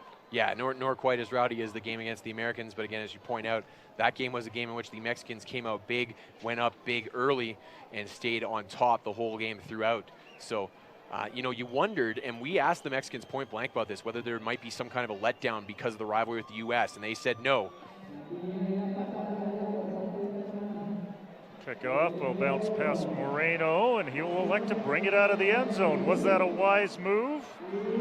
Yes, it was. He gets out across the 20 up to the 24-yard line. And Jim, I don't think he had a choice there. I think that ball might have bounced and hit his hand on its way into the end zone. So good presence of mind for him there to actually ignore his other returner and run it out, knowing that he had touched the ball and it would have been a safety had he taken a knee.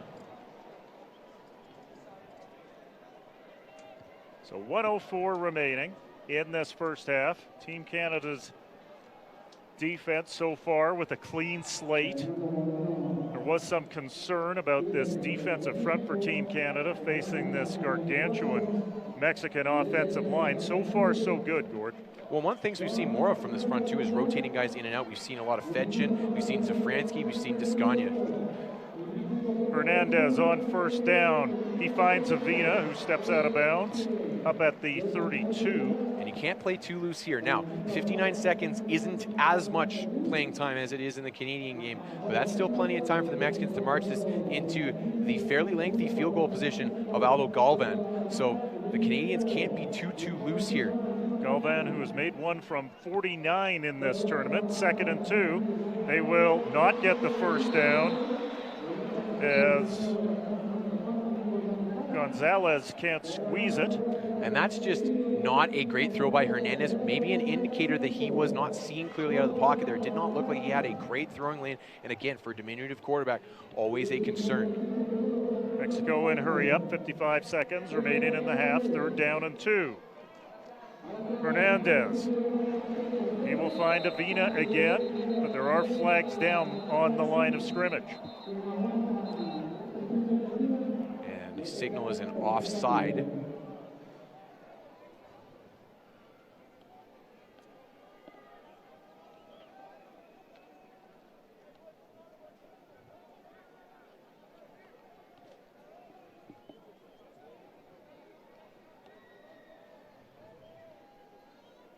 Waiting for the call to be applied.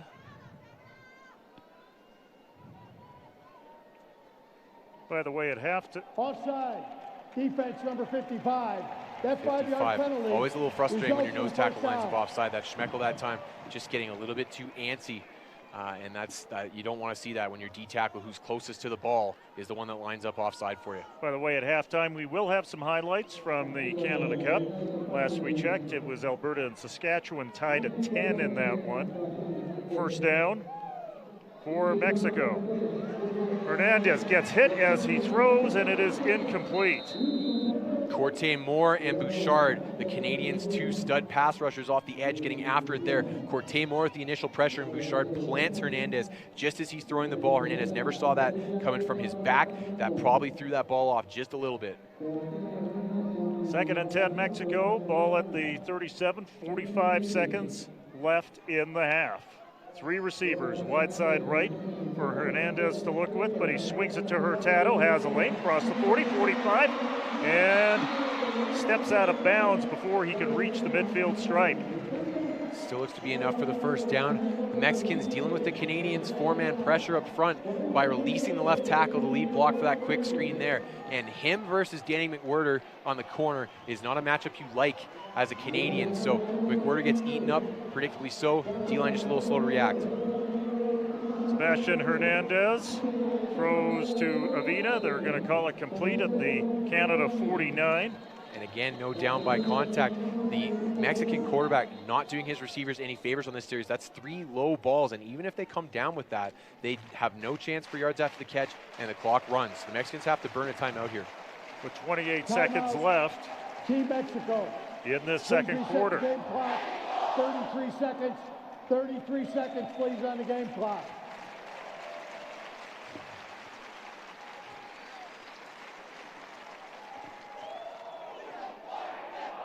Finally, we get to hear a burst out of these fans here at Olympic Stadium.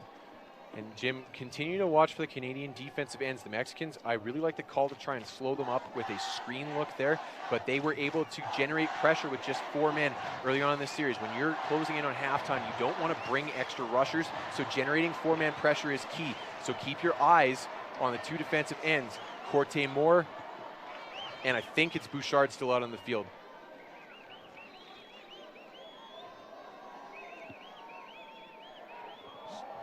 Some of the clouds off in the distance. 51 Anderson Recker, that aforementioned lone Nova Scotian on the roster. He is the near side defensive end now, not Bouchard.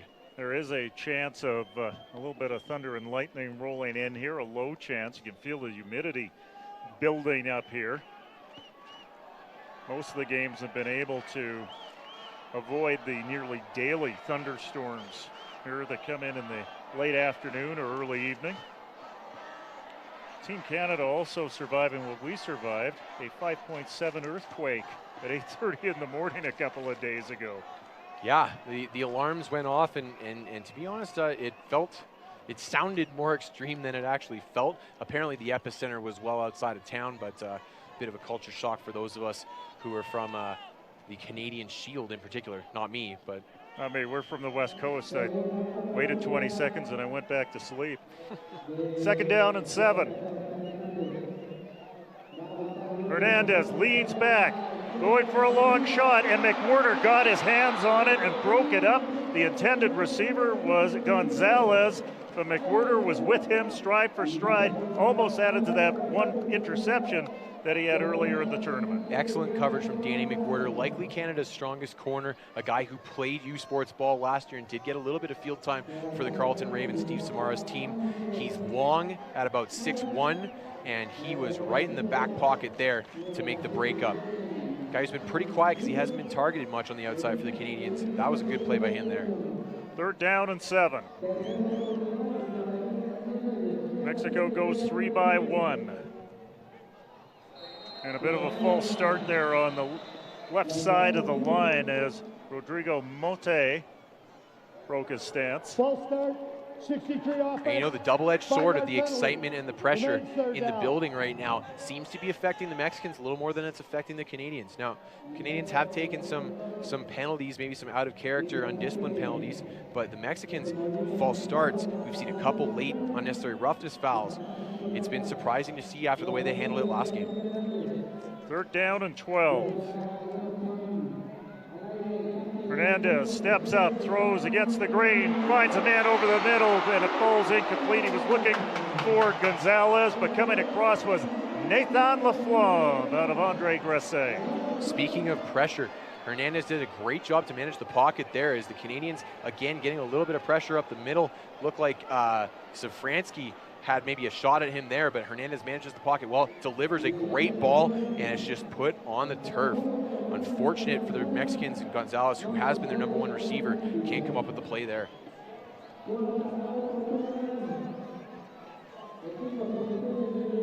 Galvan in, trying to angle this one away from Philpott, and he launches a laser beam that will bounce at the 1 and stay right there. Stephen Bryce, you got to be happy that this punter is coming to your town. You know what, that's a great kick from the Mexican punter. As a coach, you want your return to do a little bit better job of trying to hustle and get underneath that ball. I feel like Philpott probably had time to catch that ball. I mean, that's a really tough call because it's coming down inside your 5-yard line. So you expect that's probably going to bounce into the end zone. That's a tough decision, but it doesn't work out for the Canadians. And now they can't just take a knee here because they don't have enough space to take a knee, Jim. 47-yard punt with 0 return, and that's a great point, Gord, that they got to go forward here with 10 seconds left. Now, I wouldn't overly complicate things. I would do a quarterback sneak here probably, but they don't want to even go under center. Ooh, I don't know about going shotgun here. Cesar, right side. Gets them some big yards, even if it's just 1 or 2. That is big for the Canadians. It looks like he picked up about 2. That will run it down to the half. And that will do it for the first half of play. So an emotional roller coaster, I think, for Team Canada and for Team Mexico. As you mentioned at the start of this game, with the press on the field and the pressure being applied to them, a bit of a gong show around them. Maybe this halftime will allow them to go into the room and refocus on football. Like I said, very impressed with the way the Canadians handle the pressure. Now, it's worth noting, this is a big deal here. So the pressure on the Mexicans is probably far more than it is on the Canadians. I know the Canadians are the defending champions here, but everyone expected that the Americans would win this tournament. The Mexicans overcame that, and now it's turned into Team Mexico fever. So the Mexicans look like they were a little shaky, struggle with that a little bit. They're going to have to settle themselves down a little bit going into the second half here. Canada 10, Mexico nothing. We'll come back with halftime highlights and a few highlights from the Canada Cup as well in about 5 minutes' time. You're watching the World Junior Football Championship gold medal game on CBC Sports, brought to you by Crown Countdown U.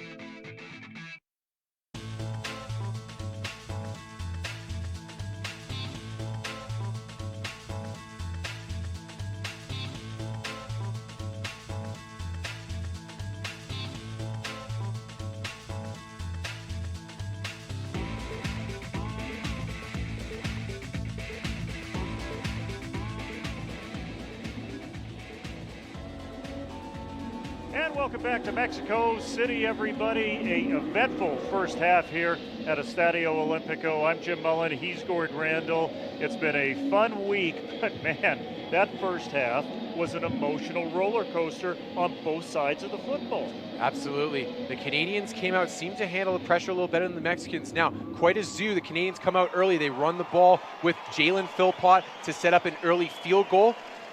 Then things got a little bit chippy. We see Jalen Philpott spring his brother Tyson for what looked to be a Canadian touchdown. He eventually gets tossed from the game with a targeting foul. He's ejected. Then things continue to get physical. The Canadians looking to make a physical statement. We see real physical matchup going across most of the first half. The Canadians then force a big turnover, forcing a fumble and recovering it.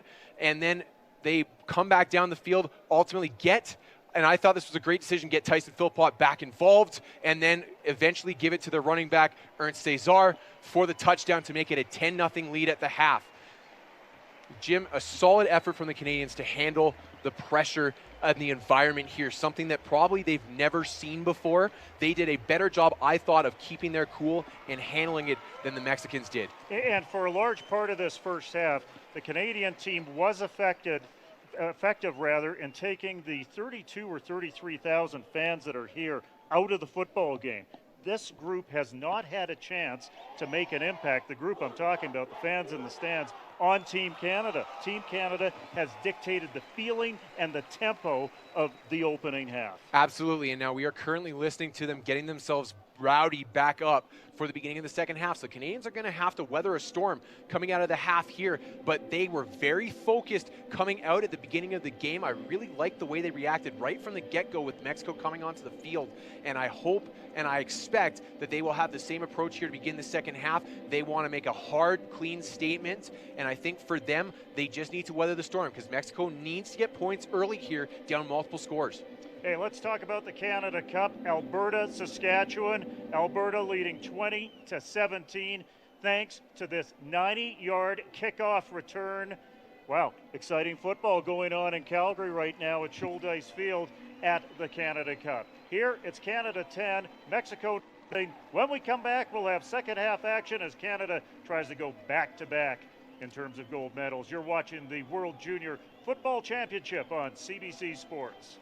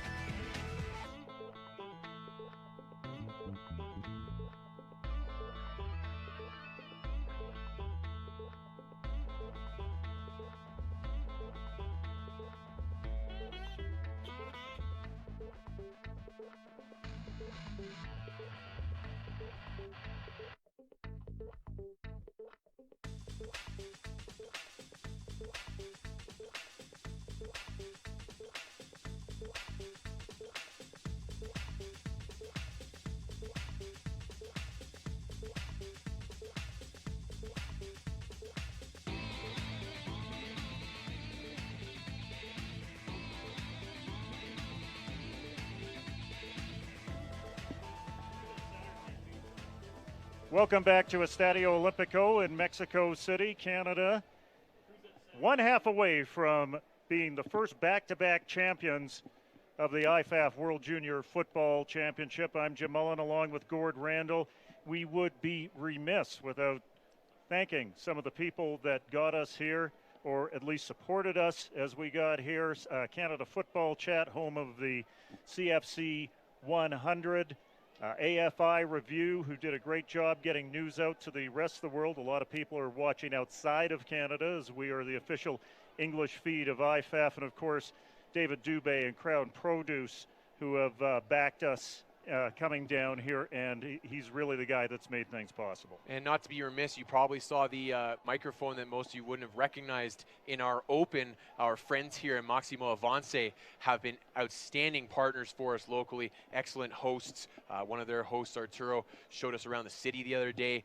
They've been invaluable in helping us get this broadcast off the ground in another country altogether. So thank you to Maximo Avance as well. And I will say, it hasn't been without its challenges, but we're happy to bring this to you. Fortunately, you have kept the challenges mostly on your end and taken the years off of your life instead of off of mine. So Canada and Mexico, with Canada leading 10-0. What do the Mexicans need to do in terms of regaining their focus? Going into this second half? Well, I think the coach has got to calm them down. They got to tune out the noise a little bit. They looked like a team that was just feeling the vibes from the crowd a little bit too much and maybe feeling the pressure to perform in front of that crowd. This means a lot to these Mexican players and fans, and that can be overwhelming. Don't forget, these guys are also just 19 years old. So it's something that they are going to have to just calm themselves down a little bit. And the thing for them is, as we saw in the first half here, they have very little margin for error if they are going to come back in this game. Canada's got to be very happy to be up 10-0 right now. Couture puts a boot to it, and Moreno will take it in the end zone, take a knee, take a touchback. That was close to not being a touchback as he touched that ball right around the goal line. Typically, the referee will give it to you if in the process of making that catch, your momentum takes you back into the end zone. So that was what the ruling was. There's probably the correct ruling, but he was dangerously close to getting themselves pinned at the beginning of the half here. And hey, we talked about settling the nerves. That didn't necessarily look very settled from number 5 in white. You know, something else that doesn't look very settled? The skies. The dark clouds are moving in, and the humidity is going upwards. I would not be surprised to perhaps see a little bit of thunder and lightning and maybe some rain here by the fourth quarter. Mexico looking to create some lightning of their own on this first down play. They go right with Hurtado. Doesn't get much. The Canadians have generally done a pretty good job of shutting down Hurtado. He was, like we said, going into the game, the leading rusher in the tournament. Canadians have made him, I won't say a non-factor, but a minimal factor in this game, putting a lot on the shoulders of Sebastian Hernandez, the not-so-big shoulders of Sebastian Hernandez. No gain on that last one. It's 2nd and 10, Mexico from their own 20. Hernandez has time, sails it up, looking for a big one, and it is almost intercepted. Jackson Ford had a shot at it, but couldn't control it and couldn't survive contact as he hit the midfield stripe. You know what? I think that Jackson Ford had more space than he thought he had there. He thought he needed to leave his feet and battle with the receiver for the ball there, and the reality was that that ball was so underthrown, thrown so far inside, that he was basically clean to make that catch on his feet, and he made it more difficult for himself than he had to. Unfortunate, that being said, Canadians in a pretty good position here with a 3rd and 10. Time to get the stop and get off the field for the guys in red. Hernandez in shotgun. Looked outside, sets up the backside screen. It goes absolutely nowhere. It might lose one. Avina on the receiving end, and this will afford us a punting situation. That's a great job by Philip Laval. I really like that play design. Mexico's shown screen earlier in this game. This time, they released their running back, Navarro, to the right. Sorry, Hurtado to the right. That's where they'd put the screen before, and instead the screen look goes to the receiver coming in from the other end, Avina. Lavoie does a great job of getting his eyes off the running back and going back the other way to make that play quickly. Wait and see. Tyson Philpott return one here. That one goes over his head. He's got to find a handle on this. No, he's going to get hit as he picks it up, and he's going to be sealed inside the 15. A couple of extra bodies flying around there and some very late flags behind the scenes, and I think there's going to be a penalty coming up to Mexico on this one. If it is, that is a critical mistake for Mexico. They just got a break. Philpott's looked a little shaky in the kick game today, and that time he underestimates Galvan's kick. It sails over his head, and then to compound his mistake, when the ball's lying on the turf, he picks it up with a guy right in his face. That is a 65-yard punt with a 1-yard return.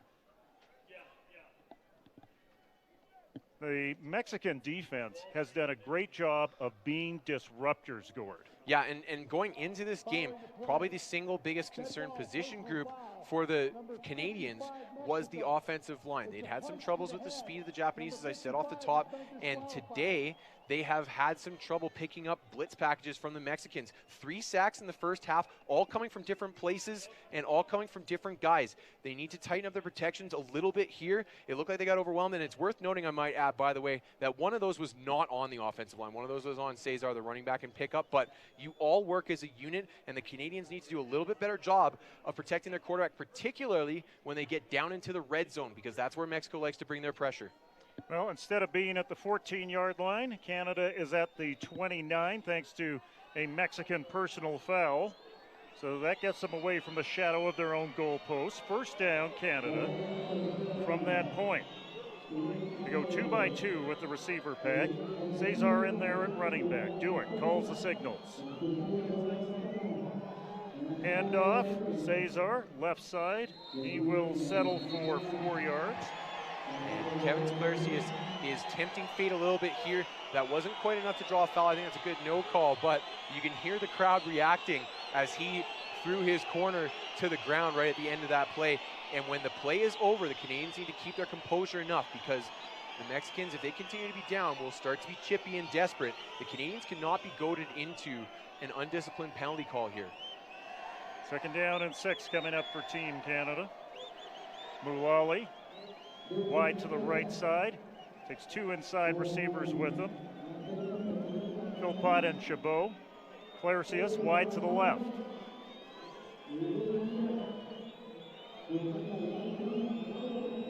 Dewick pulls it down, fires it inside, complete. And And that is to Chabot, the diminutive target, and it will be good enough for a first down on a gain of 8. And this is the fate that Mexico's tempting against that trips on the right side. I really haven't been a huge fan of the way they've aligned against it all afternoon. And that time, Duick actually was originally going to throw the bubble to Tyson Philpott and ended up throwing the slant to Carl Chabot because the defender got caught in an island between the two of them and they were both open. Canada sending 2 right and 2 to the left. Cesar in at running back. I don't think he's leaving that possession for the rest of the day. Duick throws. He's got a man wide open, and Mulally can't get underneath it. One thing to point out there, that was a bit of a late snap. Alex Pagozzo is in its center right now. Charles Lavalle still on the sidelines. His helmet is off, so I would suspect that he might be done for the day. And the Canadians were lucky not to get a false start penalty there, as that snap came out just a little late. You could see Duick clapping for it and some motion in the backfield. Lucky that didn't hit the slot coming across. Good job by Tyson Philpott to slow down, make sure that wasn't an issue for them. Second down and a long 9.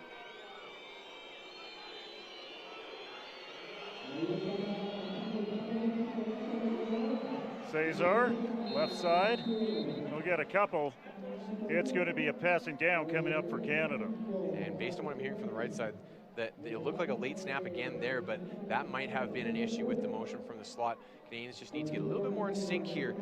They're lucky to have gotten away with it so far, but they do need to clean that up.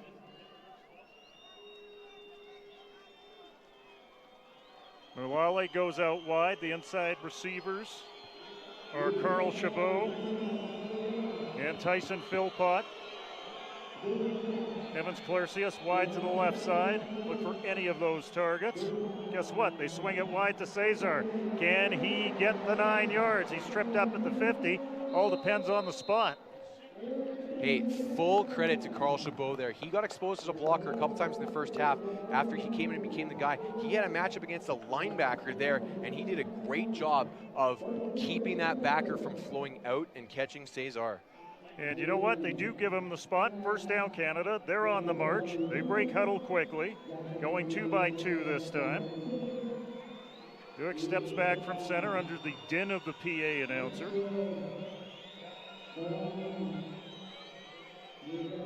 Cesar wrapped up in the backfield. He had nowhere to hide. Aguado with the stop and the tackle for loss, his first TFL of this tournament. And you know what, that's a zone beater there as Aguado cuts back inside. He lines up outside the right tackle, cuts back inside, and just a miscommunication between the right guard and the right tackle there. Goodall was doubling on the guy on his inside. Fortin tried to pass it off to him and keep going. I think that's a right guard issue, but one of the two of them, it just blew up their zone on the front side there. 2nd and 13. Duick with a shoulder fake, then swings it out to Philpott. Philpott in open field, gets by the first man and takes the second man with him for a couple of yards. Down to the 35.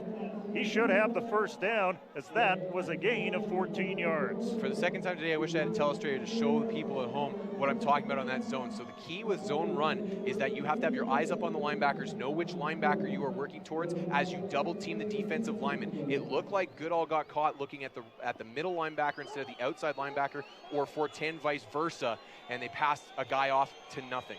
Adam LaBrash into the game for the first time. He's an inside receiver to the boundary side, along with Clarcius.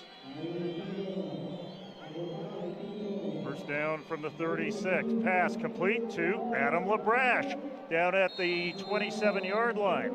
Interesting to get the new guy involved. I wonder if the thinking there is maybe, hey, well, they're not going to pay much attention to this guy. He hasn't played much, but good pitch and catch, and the Canadians have a nice 2nd and 2 here. This, in my opinion, Jim, would be a good time to take a shot. Ball at the 28-yard line. Cesar, lone back in the backfield, off to the hip of the Winnipeg native, Andreas Duick. With the audible at the line. Cesar, nothing doing, nothing there at all.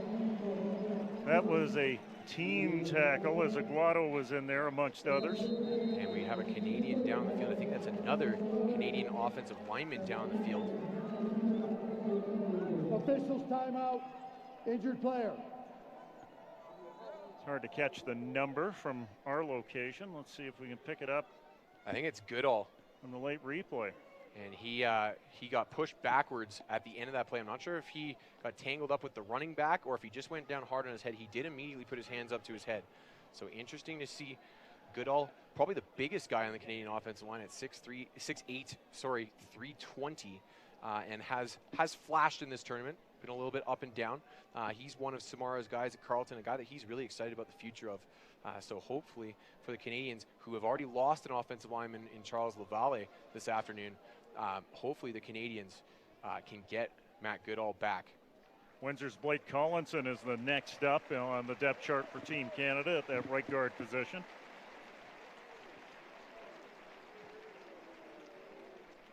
Looks like Goodall will be back after a checkup back at the bench.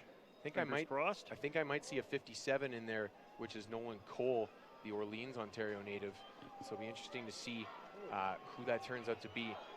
Yeah, it appears to be 57 Cole in there at the right guard spot. So now you've got backups at center and right guard, and that's tough to gel as a 5-man unit sometimes.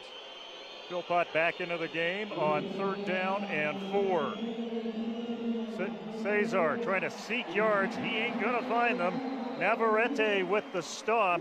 It'll actually be a loss of about 2 yards. I gotta be honest, they're going to the left, which has been their strong side of the offensive line, but I do question the play call a little bit there because you are not giving your guys much room for error when you hand the ball off right after they come into the game. I wouldn't have minded a 3-step quick hitter type of pass to settle those guys down and give them an easier first snap. So 4th and 5, decision time for Team Canada here. Do they try a field goal? Do they punt? Do they even try to go for it here? They don't look like they know what they're doing, to be honest. Looks like they're in danger of burning a timeout. At this point, they've got it. Yeah.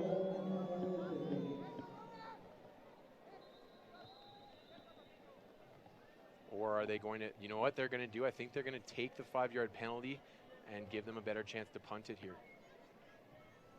Better angle for the punt.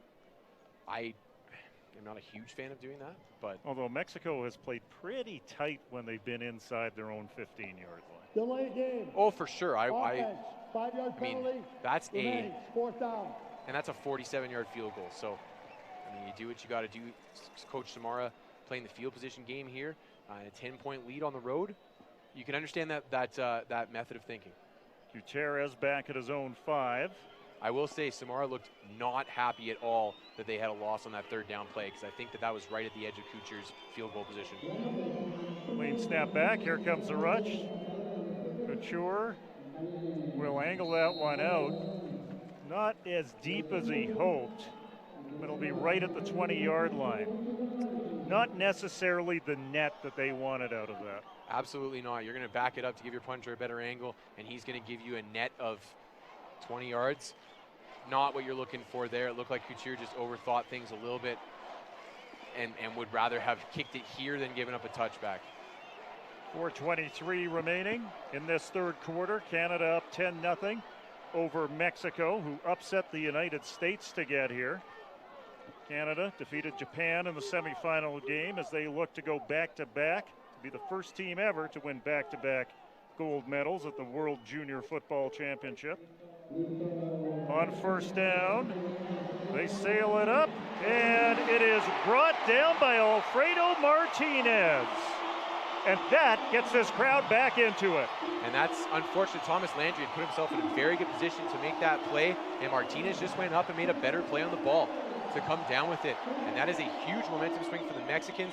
Canadians need to recover and swing back here. 35-yard pass and run from Hernandez to Martinez. On 1st down, there goes Hurtado. He'll get 5. They'll take that on 1st down. And you can see the extra juice in Hurtado's legs there. This is looking like a good fired-up Mexican team right now. Again, Canadians need to match that level.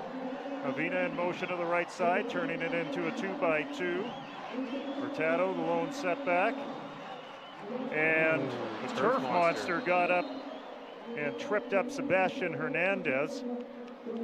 And that was an unfortunate loss of 4. Tough break for the Mexicans, and Jim, we were marveling at how good a condition this field surface is right now prior to the games this morning. Surprising to see a player go down there. Fantastic is an understatement. This field is outstanding here. Well, and they've managed the weather well to keep it in good shape. Look at this look, quads to the right, empty backfield. On 3rd and 9. First time we've seen this look from Team Mexico. Hernandez has plenty of time, sails it up, looking deep, and Martinez has it in the red zone inside the 5-yard line. And Nathan LaFlamme, the corner, was right there. And again, same as the last time, corner's in good position to shut that down and just does not make a good enough play on the ball as Martinez just goes up and gets it and maybe even outwills him a little bit there. And on 2 long completions to 10, Mexico is in the score zone here. A 35-yard reception by Martinez, and then a 46-yard reception by Martinez as Mexico in the red zone, 1st and goal at the Canadian 4. They go on the ground with Reyes, and he breaks through and finds the end zone. Touchdown, Team Mexico. Canadians had a linebacker in position to make that play. I think I want to say Bujalski, 52, I think was in the position to make that play and just doesn't bring the man down. And so the Canadians have created some problems for themselves here. You know, I was just about to criticize the decision to throw to number 10 on that last play. He had guys open on the quad side, decided to throw it to a guy who was covered, but when a receiver goes up and makes a play for you, he makes you look a lot smarter than you might actually be. Well, this stadium was designed to resemble the bowl of a volcano. And I'm feeling some lava right now in this stadium with the fans re-engaging in this game. Yeah, it most certainly has erupted like a volcano. Now, again, an ongoing theme, the Mexicans disorganized on this PAT, looking like they are not 100% focused. They may need to keep themselves in line as they're going to take a penalty here. 74, Adrian Gonzalez ran out onto the field to add to the complement and then was run back to the bench. A little bit of confusion on special teams as Mexico is known for their passion with their football. That is at least what their coaching staff has told us, that is their brand of football. Well, their passion for sports in general. I mean, it's one of the great things about Mexican culture is the passion for sports that they all have. And you know, the Canadians need to continue to take advantage of that like they did in the first half and not let it be an advantage for Mexico. So from the 15, Galvan says no problem, puts it up and through. And now Mexico and Canada are separated by a field goal. Now, if you're the Canadians, I don't think you need to overreact to the way that series went on defense. You have players in good position to make plays, and you just need them to make plays. You know, if you're a coach, you can't second guess yourself just because your guys just got beat by a better play a couple of times. So the Canadians just need to elevate their game a little bit on the back end. Probably could use a little more pressure from the front end as well. They're trying to get away with sending 4 and creating pressure without adding extra guys much. So that front 4 has a lot on their shoulders. They need to create pressure here. On the offensive side of the ball, that offensive line has to settle in. It does not look like Goodall is getting ready to go back into the game. So you're going to have 2 guys who started the afternoon as backups in the interior of your offensive line. The Canadians need those guys to elevate their performances. Mulally and Philpott. Tyson Philpott back for this one. If you're just tuning in, Jalen Philpott ejected due to a questionable targeting call in the first quarter. There was no question. That's wiped out a Canadian touchdown as well. And Galvan will score the unofficial field goal, nailing it through the uprights on the kickoff. How many people do you think in this crowd actually thought that got them 3 points? I think this is a knowledgeable crowd. They've been playing football here for 91 years. Not often you see the kicker with the opportunity to split the uprights on a kickoff, though. And Galvan has not been doing that thus far this afternoon, so you can see, again, the energy level of the Mexicans picking up here. The Canadians need to settle it down, and they need to counterpunch here. Look for them to get the ball out of the box quickly and into the hands of their athletes. Watch number 1 on the far side, Tyson Philpott. And he's out there with Chabot and Moulali on this first down play. Cesar, right side, he'll settle for a couple. Right behind that replacement offensive line in the center and the right side there. So a lot of confidence shown by offensive coordinator JP Aslan in his two backups, Pagozo and Cole, on that offensive line. I appreciate the appreciation he has for his guys, but I would expect maybe see something a little different here. Double slots for Canada on 2nd down and 8. Crowd getting into it. Duick throws over the middle, and he finds Chabot. He scurries his way across the 40 up to the 43-yard line. That's a great gain for Team Canada to get them out of their own zone. We talked about the protection from Canada and having some issues in that first half. Great protection there. Duick was able to sit back and progress through his reads to his second, maybe even third read before he delivered a clean strike there. Great job on the offensive line. 24-yard gain by Chabot. With the pass from Duick. Sets it up 1st down for Canada with the ball at their own 43. Staying in the double slot. 14 tip in the coverage. Noise being a bit of a problem for Duick at this point. He has time. He floats it up. He's going deep into double coverage. And Moulali comes down with it.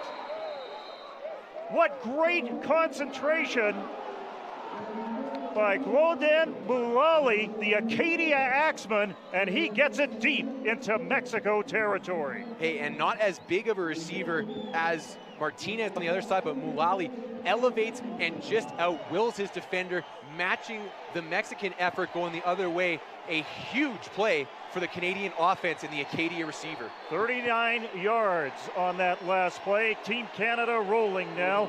Ball at the Mexico 22.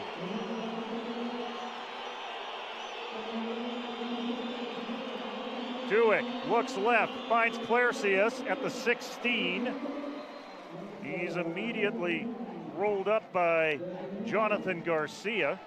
Coaching and offensive scheme stuff. I really liked that. Getting the ball quickly out of the box there because that's their first snap in the red zone. Mexico's been bringing pressure when they've gotten into the red zone. So they've given themselves a chance to see what Mexico's going to bring here. And you're seeing Mexico with 6 in the box most of the day. Showing 6 in the box again here. They didn't on that last play. This might be a run look for the Canadians. Trips right, single back, 2nd down and 4. Little bit of early motion, flags are down. Duick is tripped up, and he will be sacked by Esteban Solares. The same Esteban Solares who was about a yard offside at the snap. The Mexican linebackers both coming tried to time that one up, and they were a little bit early. I mean, if you're an offensive lineman, you don't even have a chance to get a hand on that guy. Well, the officials have surprised us a couple of times with where these penalties. How in heaven's name is that not an offside? Wow.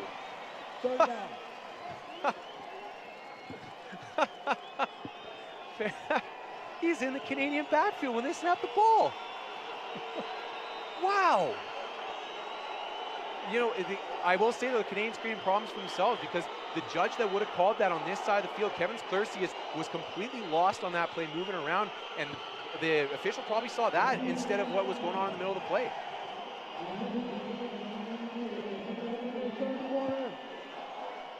And that will do it for the 3rd quarter. So Team Canada still hovering outside the red zone after a rather perplexing call at the line of scrimmage. Nonetheless, they have a 3-point lead, and they're still in scoring range. You're listening and watching the gold medal game for the IFAF World Junior Championship on CBC Sports.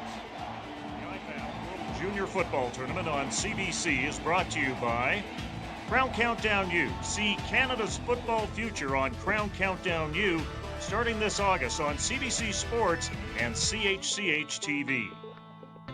And by AFI Review, AmericanFootballInternational.com, the home of the Gridiron Globe. And by Canada Football Chat, the home of the CFC 100.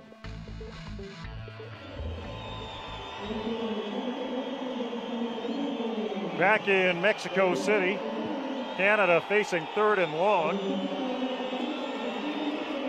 3rd and 14 to be exact. Sticking with the double slot set.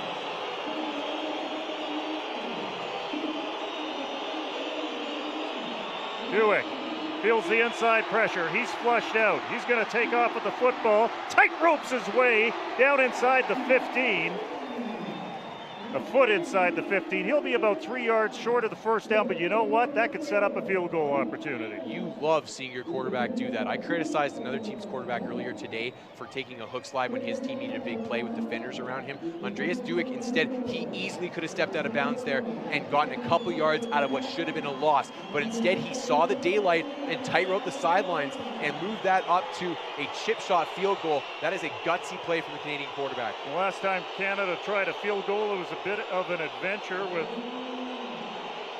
a bobbled snap. This time Chabot gets it down, and it is up, and it is through off the toe of Antoine Couture. And Team Canada now leads 13-7 with 11:23 remaining in the fourth quarter. Canada's got to do something off that left side edge. Gordon Mullally's lined up there, I think. It's either 7 or 2, so it's either him or Cesar. But when you are that edge guy there, you are to seal the inside gap first, and then you have to widen and keep wide as possible to try and keep that edge guy wide. Instead, he turned completely into the inside gap and narrowed that edge. That was just about blocked, and that's the second time in a row the Canadians have just about had a kick blocked off that left side edge. They're going to have to clean that up. The one thing that I have to ask you about with Canada having to platoon offensive linemen into that pack on that last play, did you see more positive developments? Absolutely, yeah, and you know they stunted a guy, they looped a guy around from the Canadians' right side edge all the way into the middle of the field. It was a long developing loop. I can understand that not being picked up. It was a 3-man game, but in general, better performance by that offensive line as the newer guys settle in there. It is scooped off the turf by Moreno. So check that. That is Hurtado, who's out there returning kicks as well. I'm not sure of the wisdom of using a tailback that you use every down and have them out there returning kicks.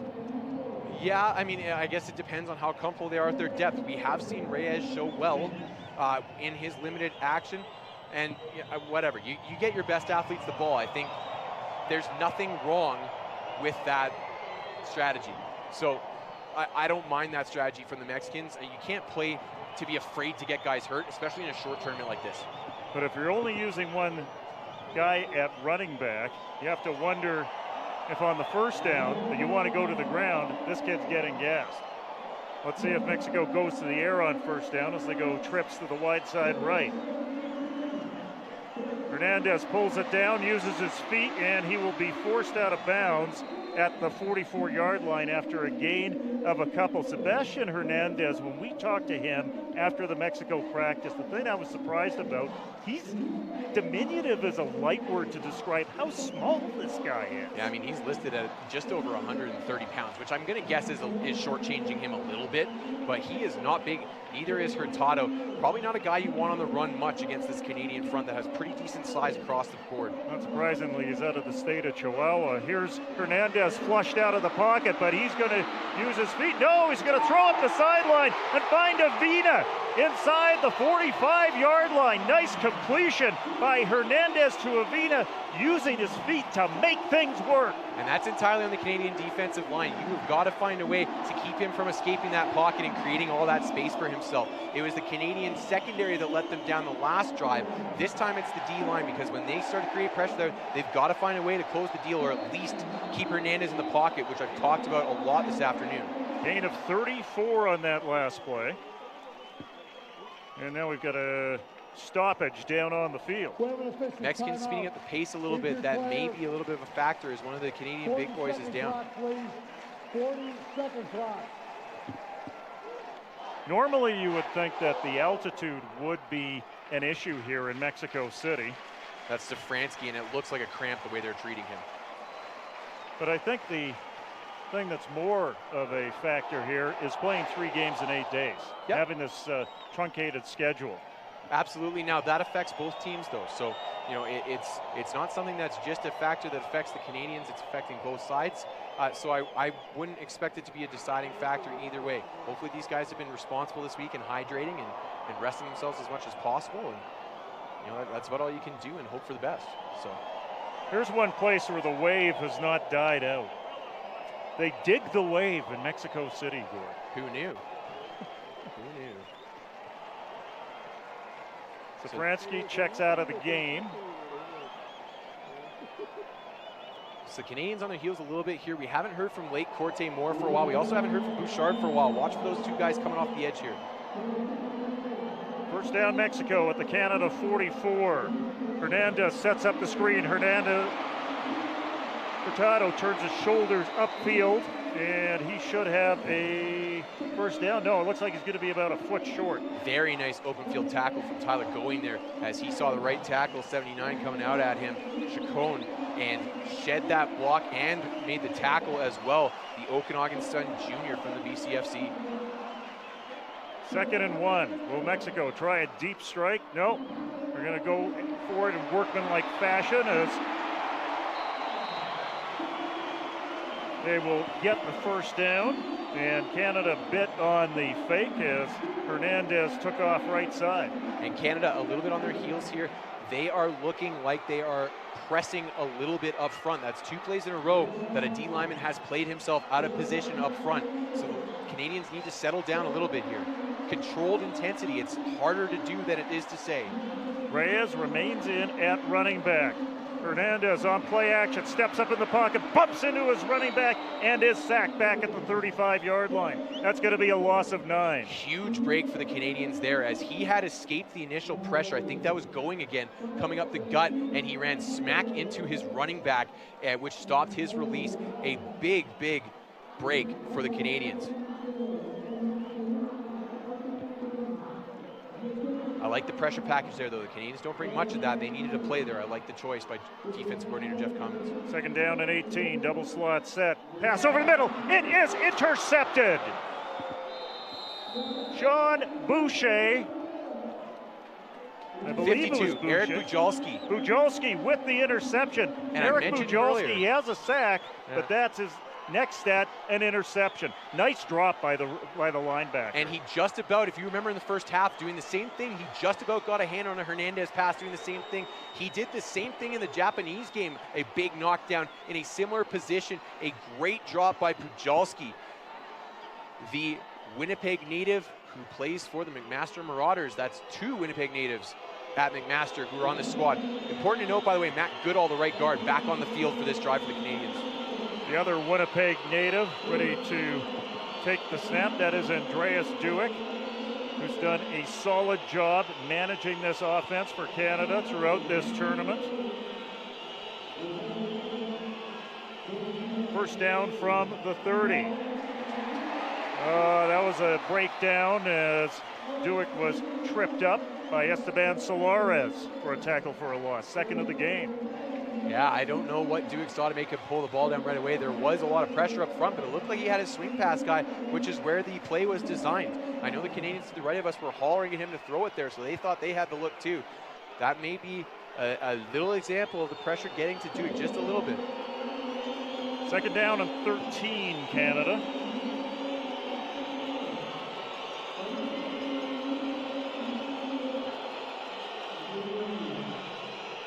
Mexico brings forward. Dueck throws it underneath. Complete to Philpott. He'll get a gain of close to 6. And the Canadians should continue to do that all day. Get that linebacker flying out of the box. Because the Mexicans, what they want to do to play that side is they want their linebacker to split the difference. They want him to be halfway between the tackle box and that slot receiver so he can play both run and pass. The Canadians need to continue to take advantage of that. Then when he starts widening, they need to run slant inside of it. They can work that slot game and make it a pretty simple, effective game for them if they want to. You mark it as a gain of 7, 3rd down. And a long 6 facing Team Canada, going trips wide side to the bottom of your screen. Dueck swings it out to Philpott. Let the athlete work with it, finds room inside, and stays on his feet and gets across the 45 up to the 46-yard line. What a freak Tyson Philpott is. He did that all himself, and it's funny because Dueck kind of put him out on an island there. He should have thrown that ball sooner. His pre-snap look told him that bubble screen was there, and by the time he decided to throw that, his number 2 receiver, I think that was Chabot, had decided instead to release downfield and run a route. So good for Tyson Philpott for making the space himself, and that's what we talked about with the Canadians. Give your players a chance to make plays. Gain of 17, first down Canada, ball at their own 47. 6:57 remaining fourth quarter. Canada up by 6. There's Cesar. He finds some open space, keeps the legs moving, and should get a gain of 6. Carl Chabot dangerously close to taking another procedure penalty there. It looked like he just held off on attacking the line of scrimmage just in time, but he was very close there. He's got to be careful, and again, reframe his mind to play the American game where he can't do that. 2 out, 1 play. Tyson Philpott looks like he's favoring something out there. I actually heard somebody from the Canadian sideline when the ref's mic was on said, Tyson, go down. You know what? He's staying out there. Second down and call it 3.5. Vickland breaks the first tackle, leans ahead. They give him the right spot. He should have the first down. First carry for Keegan Vickland. And they are going to move the sticks. No issues there. Good for Vickland using his legs to make sure he gets the sticks there. You like to see that hunger from your running back as Cesar checks back into the game here, but Tyson Philpott checks out. Vickland checking out as well. Canada happy to work the clock as much as possible, even though they are only up by 6 points. They're now starting to press in Mexican territory. Double slot set for Dueck to work with. Cesar reverses field. Gets down to the 38. Hey, that's a good gain on first down. That's a good gain, and the push from the right side of that Canadian offensive line for Tannen Goodall. Goodall, after taking a couple series off when he was shaken up, looks to be re-energized a bit there, and they got after it on the right side. That wasn't them collapsing things down laterally. That was them pushing their D linemen 8 yards downfield. Great job by the right side of the Canadian offensive line to get some push there on first down. The Mexican backup quarterback is warming up on the Mexican sideline. Might that be a sign of the future? There's Cesar spinning his way and finding a way to manufacture about a yard out of that one after it looked like he was down and out. Yeah, you know what, you see Jalen Philpott miss there, and maybe Tyson Philpott being off the field missed there as well. As Jalen is usually the guy coming in motion to the backside there. That time it was Adam LaBrache, and LaBrache just absolutely whiffed on his guy. He's got to stick it tighter to the tackle and kick out that guy on the backside. The Canadians are relying on that so that their running back has a cutback lane. Instead, he had nowhere to go. The chase defender was clean on him. Third down and 5, Canada from the Mexico 37. Clarcius wide to the left side, 3 receivers wide right.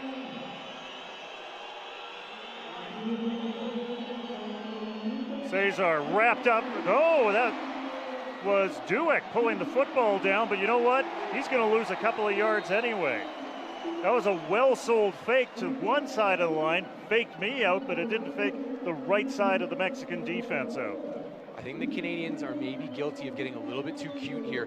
3rd and 6, and you're running a misdirection run. I don't know. I'm not a huge fan of that call there by the Canadians. I really liked the game plan for most of the day. Not sure that I was a huge fan of what they were trying to accomplish there. Gutierrez back at his own 5-yard line. Couture to punt. Last time Canada was in this kind of territory, Couture shanked it and allowed Mexico to start from their own 20. Couture puts it high, it's short. It will bounce in the wrong direction for Canada, and guess what? It lands back at the 20. That's a couple chances to pin now for the Canadians that haven't gone their way. I like the strategy of the kick. Maybe you wanted a little bit more distance on it, but you pop it up and try and get it not to bounce back into the end zone, typically what you want there. He just didn't quite get enough on it, and the Canadians unfortunately get a bounce that goes against them. So their defense needs to reload here. This game's been physical, Gord. Absolutely. It started early on with what looked to be a Canadian touchdown. Jalen Philpott lead blocking for his brother Tyson absolutely lights up the Mexican defender and gets incorrectly called for a targeting foul and left out of the game. That didn't deter the Canadians. They kept bringing it, and the Mexicans have tried to match that physicality level to a great level. Back to live action as Hernandez pulled the football down and off a broken play, ends up losing 2 yards. We have a Mexican offensive lineman down here, and speaking of that physicality, Jim, Canadians creating pressure with a 4-man rush there. That is a big play for them up front. That was Hurtado, 3, not 13, with the loss of a couple. And that is the center, number 79 down, Chacon. So we talked about the Canadians having to absorb the loss of their center and some of the extra challenges that brings. Now the Mexicans have to do it as well. Now, they have had number 69, Brandon Solis, play some center in this tournament as well. So it may not be as much of an issue for them. And to be fair, the Canadians have handled it very well. Alex Pagozzo coming off the bench and doing a great job for them. Very little hiccup there. So a new challenge for the Mexicans on offense as you see 69 starting to come onto the field. He's a well-built boy. That's the one thing that's impressive when you look through the Mexican university ranks, just how big their offensive and defensive linemen are. They play tough football, they play passionate football, and this is a very well-developed university system here in Mexico. Absolutely, and big, and it's a good thing we're trusting our eye test because the roster they gave us listed at least 2 of their offensive linemen at the equivalent of 230 pounds. So I don't know what kind of math they're doing, or maybe I just don't know my kilogram conversion, but really shortchanged a couple of their offensive linemen. On 2nd and 13, Mexico goes quads left side, and it results in a sack. That is Alexander Fedchin. That's his second of the day. Second of the day, and a guy who has been a backup for the Canadians with Corte Moore and Bouchard taking most of the snaps off the edge. I'm sure UBC coach Blake Nill and the rest of his staff are watching that and happy with that play. They must really enjoy watching their 2 defensive ends, Fedchin and Corte Moore, get after it here. Mexico going in the opposite direction. Ball at the 11-yard line. They need to get across the 30. Canada making use of their D-line depth there. They've got Descagna, and they've also got Recker on the field here as well. They go 2 by 2 on 3rd and 19. Set up the backside screen. That'll get them back to the original line of scrimmage. Not much more, as on the receiving end was Gutierrez. And the Mexicans are going to come out to punt here. Now, Jim, I made this comment to you the other day.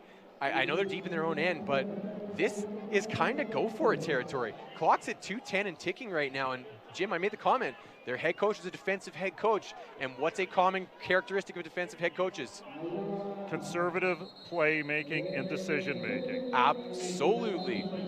Very Glenn Constantine-esque for you Canadian University fans. I would say that's a good way to compare it. The mentality, and it's, I mean, I fault them for it, but I'm biased. You can't fault them for it, but the mentality is, I trust my defense that I designed and the players I have, so I'm going to put it in their hands, let them make a stop. Well, Coach Vasquez, who coaches in Puebla, and he coaches a very successful team in the Aztecas, who have won a few CONDIEP championships. There are 2 conferences here in Mexico who are sometimes at war with each other and sometimes not. There are more than that, but the 2 top tier, one is around Monterrey, Mexico, which for those of you who don't know, probably one of the most American cities here in Mexico, and then the other one is around where we are right now in the capital. Canada sending 2 men back this time. Punt safe is what this is called. It means the Canadians are worried about a fake. And then off the snap, there's whistles again.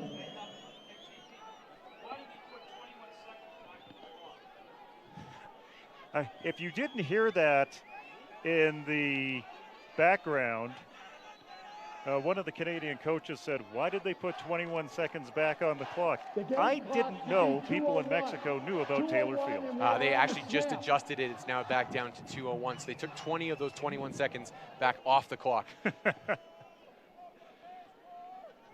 Back down to 2:01. Now, I'm guessing the Mexicans called a timeout there at 2:01 because we should have a 2-minute warning here in American football, so they will get another chance to stop the clock. Galvan directing it towards Philpott. He will try to pick it up, and he will get snowed under at the 23-yard line. And you know, it's funny, I talked earlier today about the adventures in the punting game and how you want your returner to do a better effort to catch the ball in the air. As that ball was in the air, the Canadian spars beside us, catch it in the air, catch it in the air. In this situation, nothing good comes from you letting that ball hit the ground. Turns out to be a 55-yard punt with no return. Good way to flip the field for Team Mexico. And a good showing from Stephen Bryce's recruit at the University of Regina. Galvan has had some really good kicks here this afternoon, certainly showing the potential. First down, Canada. Minute 50 left. They are up by 6. Ball at their own 24-yard line. Philpott in motion. He will get it on the jet sweep. Turns it back inside. Gets across the 30, over the 35, and up to the 37. This kid is a beast. Yeah, whenever you need a big play, just tap that guy's number. And I've been talking about that misdirection look where they've brought the slot, and he's been the bluffer or the blocker to the backside almost all afternoon. They finally, at the biggest time, decide to give it to Philpott. I love what they're doing there because they've been setting that up all afternoon, and you put it on the back of likely your best player on the field right now. Mexico forced to call a timeout. Lucky for us, as Tyson Philpott looks absolutely gassed right now.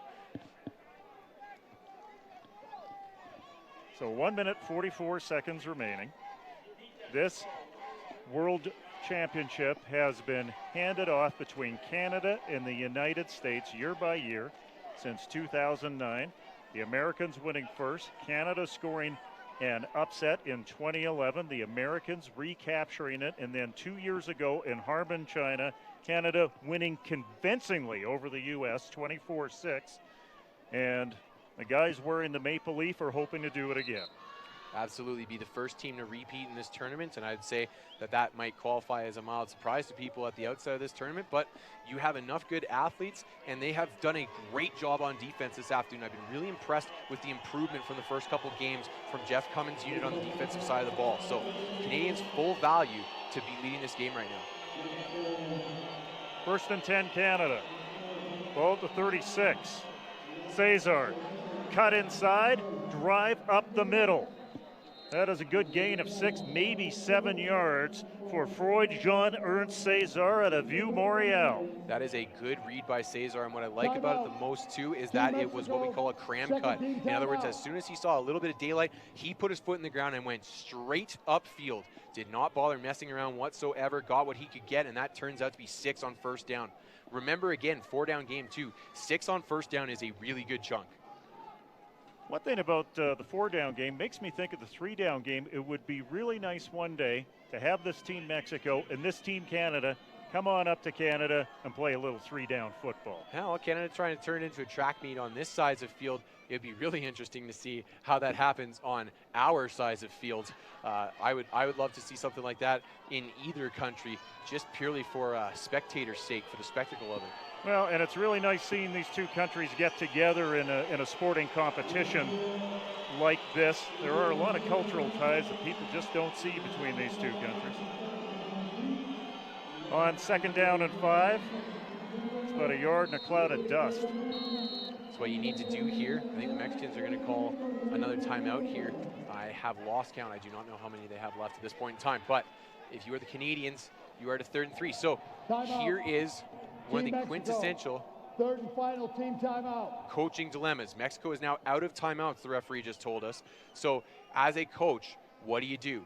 Do you play it close to the vest, keep the ball on the ground, run that extra 25 seconds off the clock, or do you try and convert it and put the game on ice?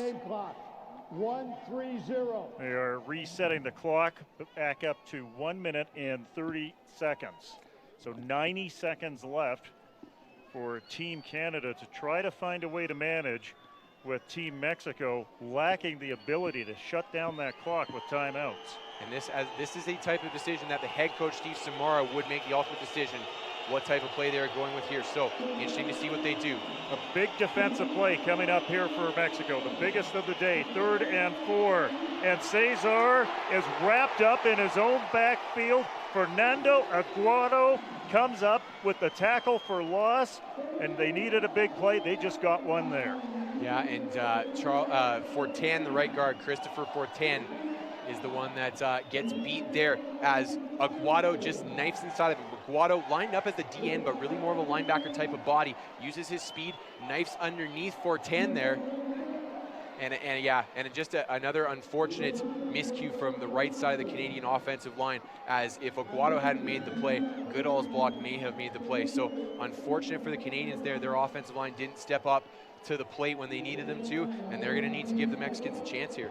Mexico sends 2 back to field this Antoine Couture punt, and Canada elects to use a timeout down on the field. Yeah, that's just maximizing the amount of time they can take off the clock here. So smart clock management move here by Steve Samara, and it looks like the Mexicans are going to get the ball back with about 35 seconds to work with.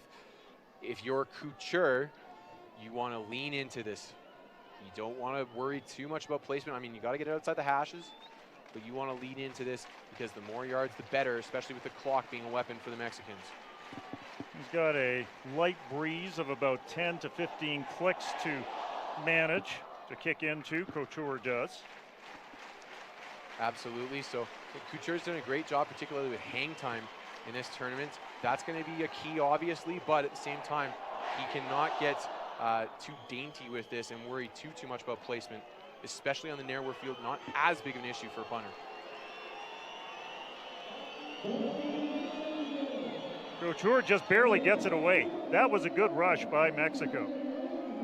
And Hurtado signals a fair catch at the 21.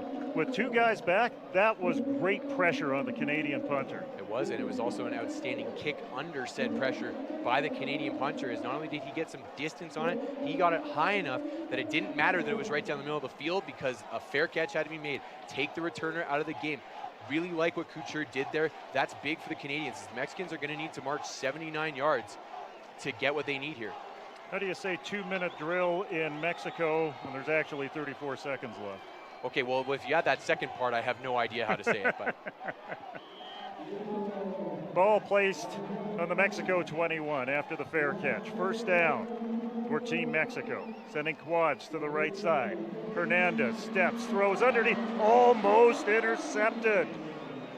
Coming across for Team Canada was Philippe Lavoie, and he had a shot at that one. Maybe caught by surprise a little bit, Gord. He's as surprised as we are. I mean, I don't know if Hernandez wasn't able to see that clearly, but he's got no pressure here, and he just flat out underthrows his guy by a couple of feet. That's a surprising mistake, and maybe an indicator of the pressures. He put that behind a wide open guy with no pressure.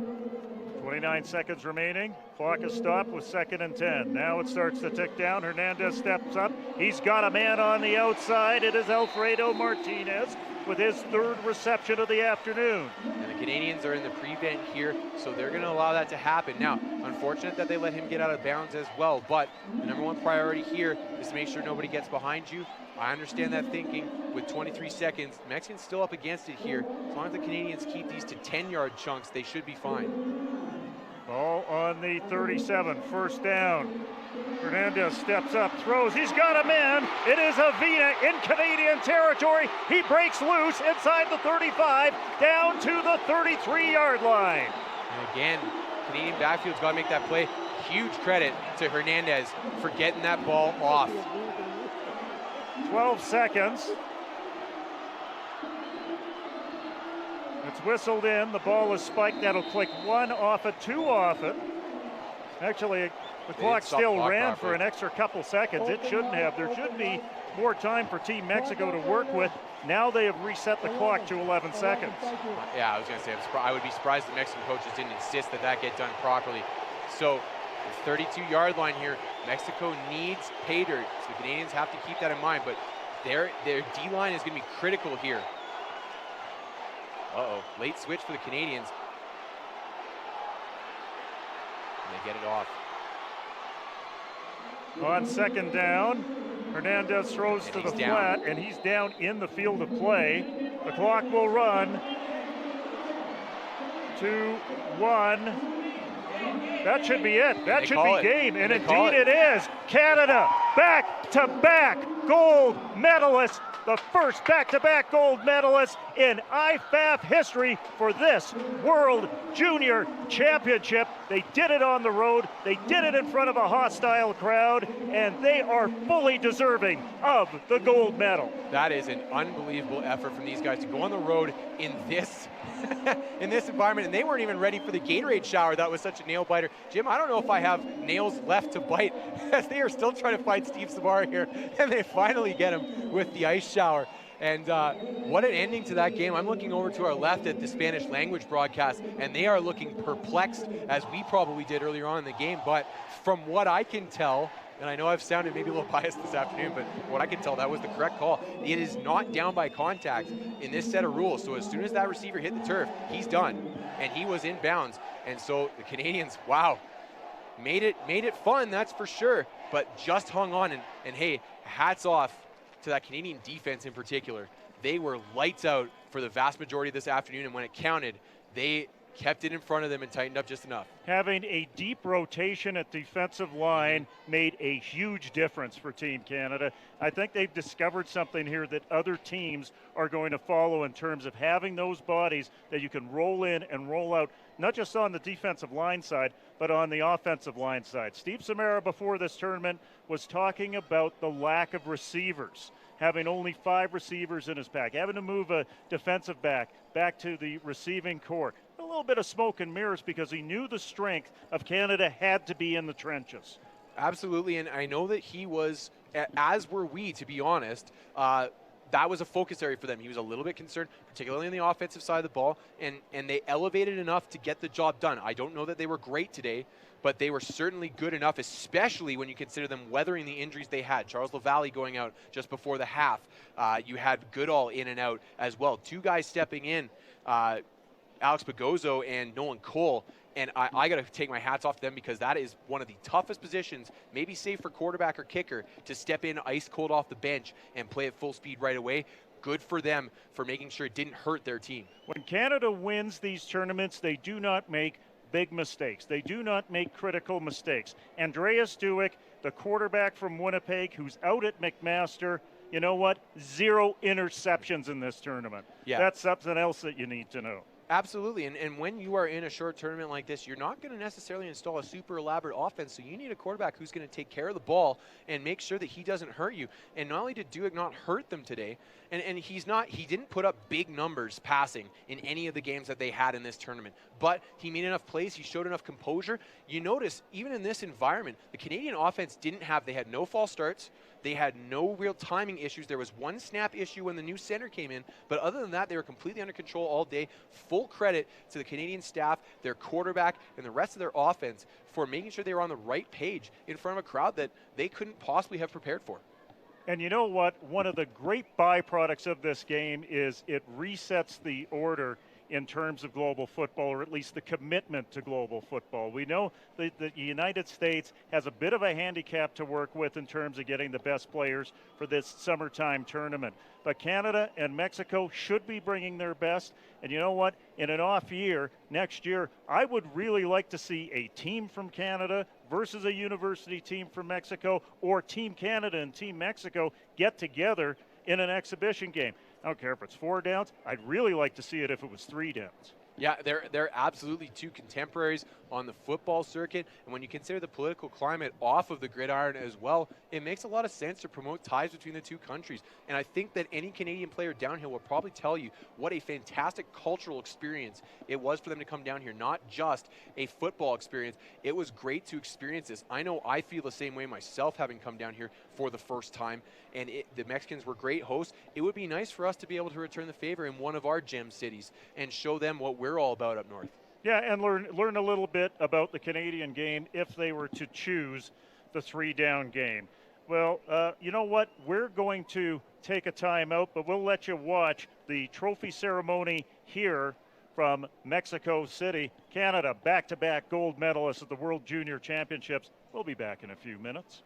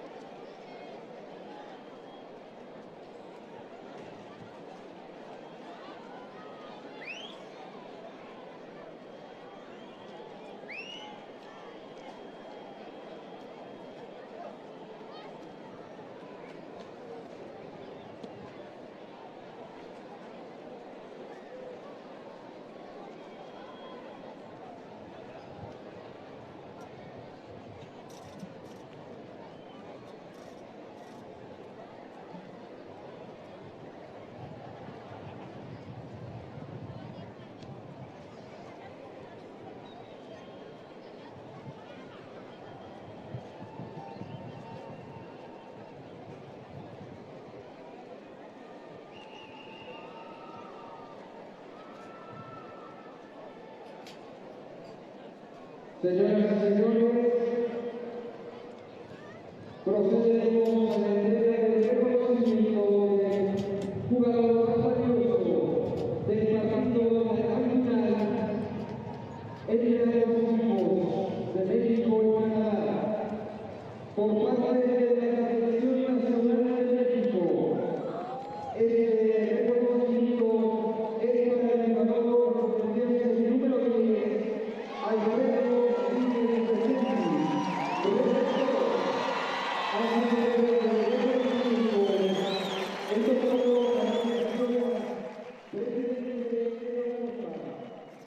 And welcome back. Well, you probably haven't left as we await the presentation of the World Championship trophy. The MVPs were announced. Andreas Dueck, the Winnipeg quarterback who flies a straight at McMaster, and Alfredo Martinez, who's in the Puma system here with UNAM.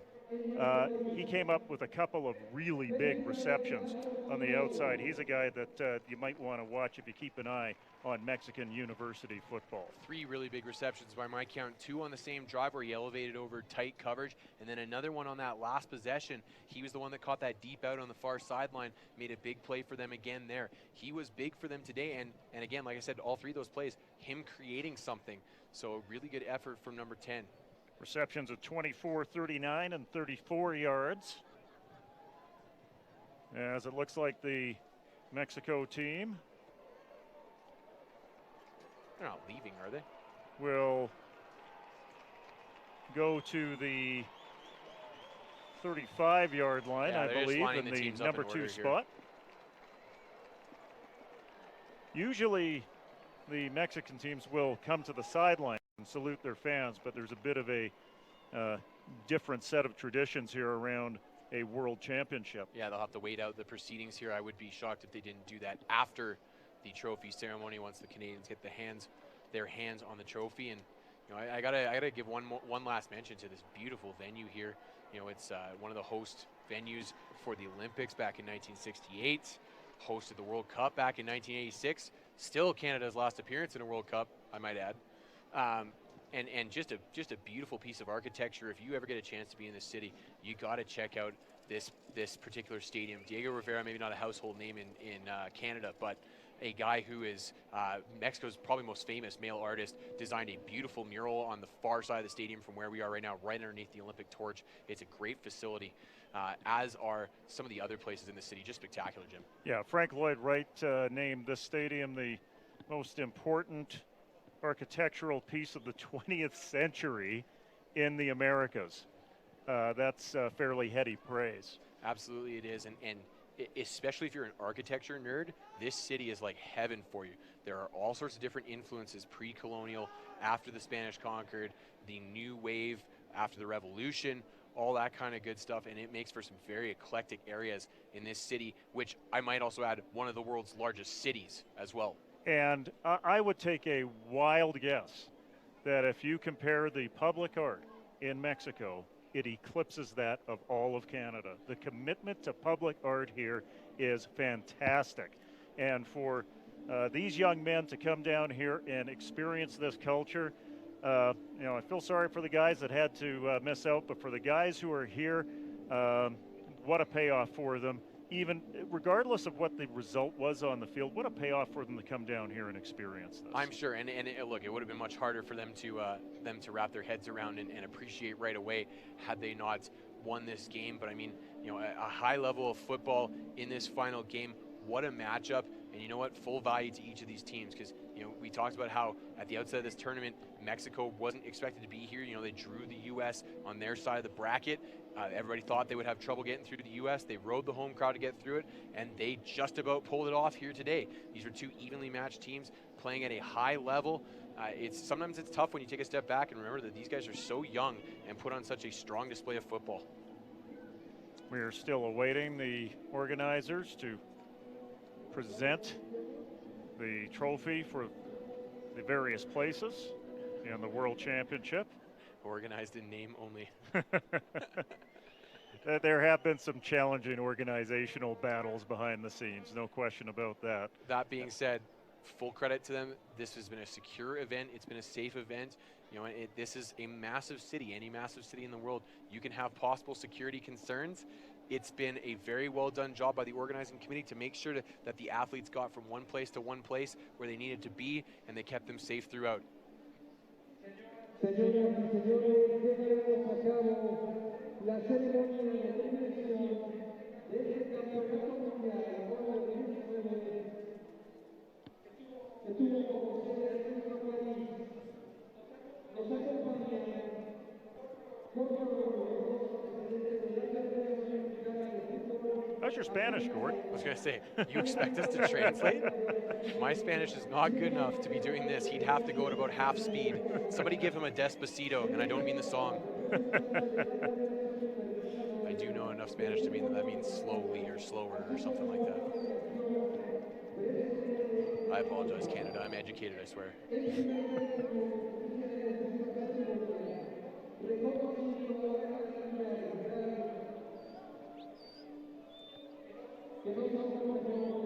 Well, one thing that's hopefully different now that these games were on the CBC, even in the online version of the CBC.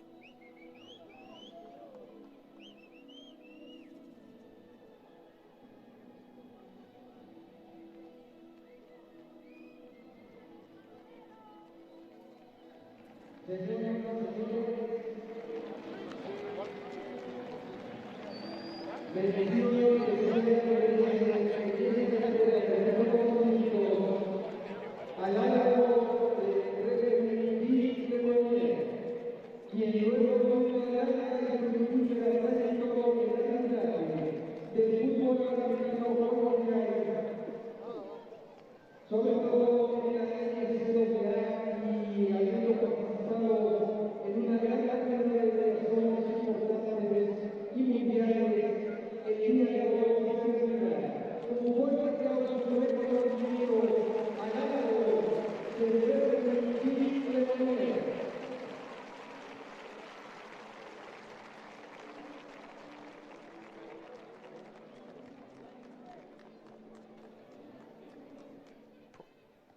Probably nice that you got to hear the local audio here instead of hearing us, as we had some technical issues there for a couple minutes. But unfortunately for everyone involved, we are back. Okay, 25,000. Some people are estimating anywhere between 25,000 to 30,000. That for a amateur team from Canada or involving Canada, that would put it in the top 10 over the last 20 years or so to watch a Canadian team. Certainly, I think the highest non-Vanier Cup championship game number that I'm aware of. So what a great experience for these guys. I mean, it's they're just going into their post-secondary career, and this is the experience that they've had. Hopefully, they can also experience something that duplicates this at some point in their post-secondary football careers.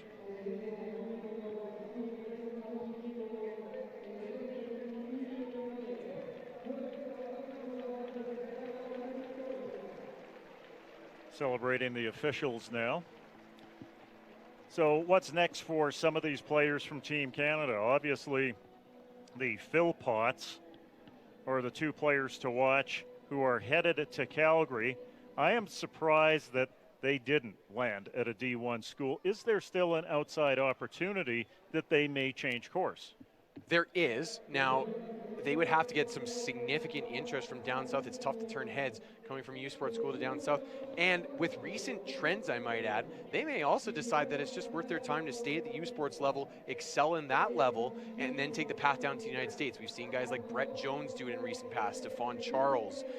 There's been more names going down, Akeem Hicks. Those guys have all come out of the Canadian university ranks directly and gotten into the NFL. It's not as much of a roadblock as it used to be in the Canadian university ranks if you have NFL aspirations. The MVP of the tournament, he was a workhorse. Julio Cesar Hurtado out of Juarez, Mexico, is the MVP of the World Junior Championship, and I think deservedly so. You're looking to a guy on the offensive side of the ball, everything routed through the Mexican offense. Yeah, and probably more of a singular focal point to that Mexican offense than anybody on the Canadian offense. You know, and you go deeper in the tournament. I mean, usually you want to pick a team from the final game. The States racked up the points today, but struggled against Mexico, so full value to Hurtado, and good for him for taking it home in front of the home crowd.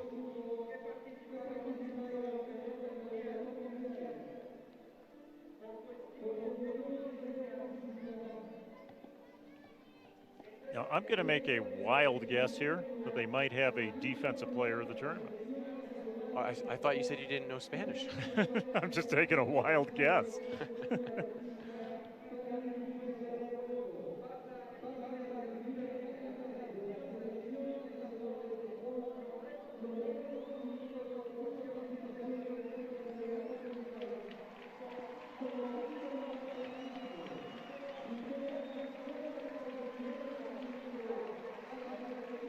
I think they are awarding 5th place to the Japanese team now as the Japanese captains come up in different uniforms than they wore this morning. Probably a smart decision by them. My wild guess, obviously wrong in Espanol, but Team Japan winning 5th place. Team Japan probably the 4th or maybe the 3rd best team in this tournament. Unfortunately, with a 6-team tournament, it's not necessarily going to be fair for the teams that lose early on. No, and I don't know that they're with 6 teams. I don't know that there's a better way to do it, especially given the limitations of you're playing football. So there are only so many games that you can play. But I will say that, you know, it maybe a little bit shortchanged the Japanese were in this tournament. I know that both the Canadian and Mexican coaches and players spoke highly of the Japanese and the job that they did to battle them out, and they just about beat both of these teams in the gold medal game. So, you know, full value for them. And if you want to take a look at a country that is a mirror image of Mexico when it comes to football, yet still has a high level of success and a great pedigree, it's Japan. They've been playing this game since the 1920s. They have 2 major university leagues, just like Mexico.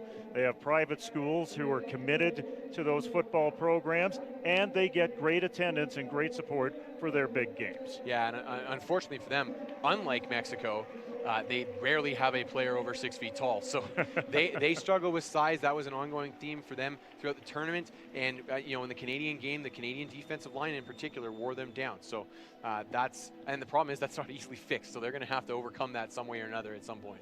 Team Australia finishing last in this tournament, but something to build on for the Australians who, when you saw them play, it was pretty obvious that you could see the transference of footy culture from the various forms and the various codes in the country to this game. Ball management was a bit of a problem at times. It was, and I think football IQ to an extent was a bit of a problem as well. You saw some things while the bullets, the proverbial bullets, were flying out there where the Aussies came up a little bit short, unfortunately. But that being said, this is a good experience for them in this tournament and building towards hosting it in 2 years' time. I think they have some positives to take out, particularly given they had some serious pushback in this morning's game. We didn't televise it, but against a good Japanese team, they gutted up in the 3rd quarter, put 14 unanswered on the board, and almost made a game of that. I would think a number of these Australian players will be playing in the Senior Championship next year, which Australia will host. It's still a bit of a question what type of team, if any, Canada will send to the senior championship. I know there's been a proposal sent out to the Canadian Junior Football League, maybe a great opportunity for them to send a team down, maybe with a few CFL alumni as well. Absolutely. It'd be interesting to see what they can put together. The big thing is that they need to find a group that they can unify and get down there.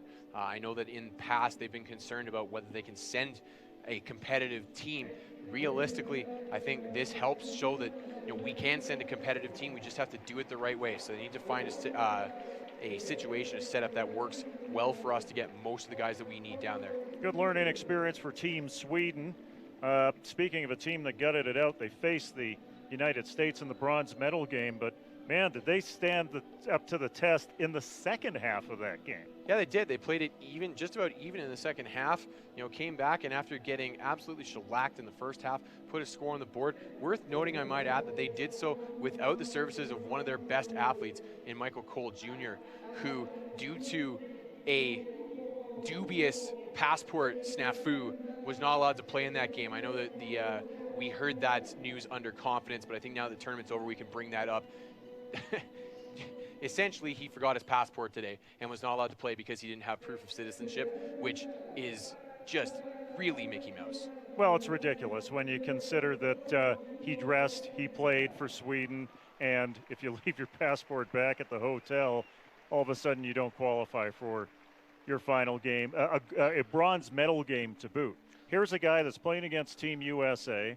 He is Swedish by birth, was in the United States at the age of 7, playing 8A high school football in Florida, led them to state. A great opportunity for this kid to showcase himself, and because they don't recognize his passport in the final game on a passport check, he doesn't get to play. Something's got to be done about that, Gordon. Yeah, that's not acceptable when you have a tournament where the players are not deciding what's going on the field. And I am not by any means going out on a limb and saying that he would have made a difference in the overall result in that game, but you are denying that kid an opportunity based on some administrative red tape. That's absolute garbage. Absolute garbage. Team USA gets a souvenir for their trip down here, but it's a couple of grades lower than what they came in expecting. You know what, and I mentioned it after that third place game. Full credit to the U.S. They were extremely disappointed with that result in the semifinal. They did not necessarily handle it very well in the moment. They struggled with their own mortality maybe.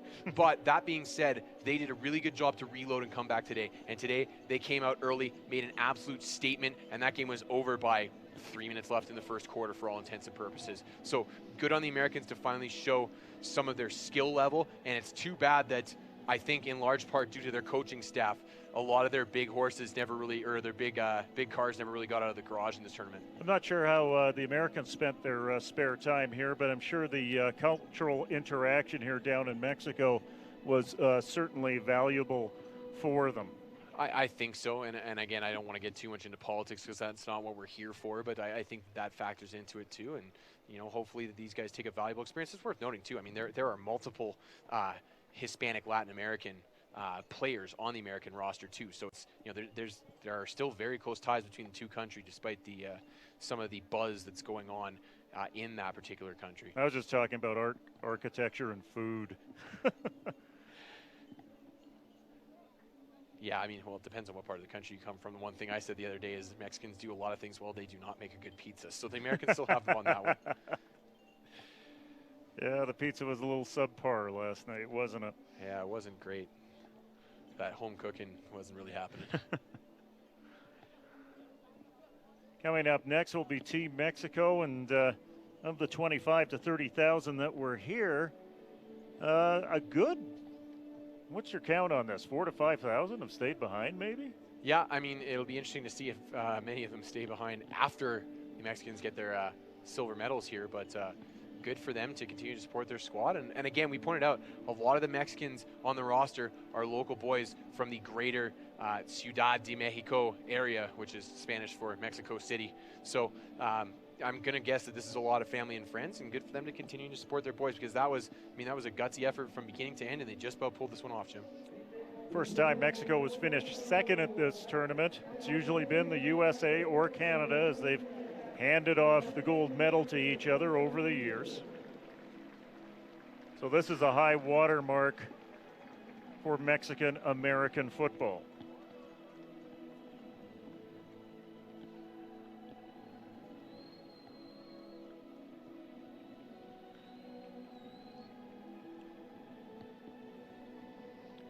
And it would be easy to take a look at the Americans who finished third in this tournament and discount what was brought here by the Americans. But man, USA football is really the backbone of international football and the backbone for training and engagement and building up the game through the minor ranks. They have done a fantastic job over the last 8 years of really being the leader, not just for the Americans, but internationally as well. And Jimmy, I think you actually forgot to mention the most important field in which they are a leader, which is safety. They have really driven the bus on improving safety initiatives, safer contact, all those kinds of things, and that has really pushed the game in the right direction. It got to a point where it was something that was threatening the life of the game, threatening the future of the game, and USA football saw that and has worked as hard as they can to address it. They've poured lots of money and resources into it. They've come up with some great initiatives. They're still working on it.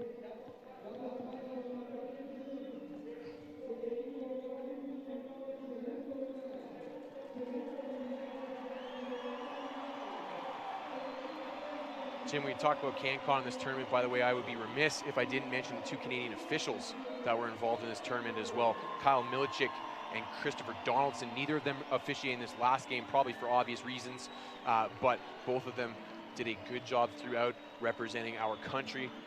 It's not just the players on the field that show up to represent Football Canada at these types of events. And there you see the Mexican team, and you heard the response by the Mexican fans who have stood by them here.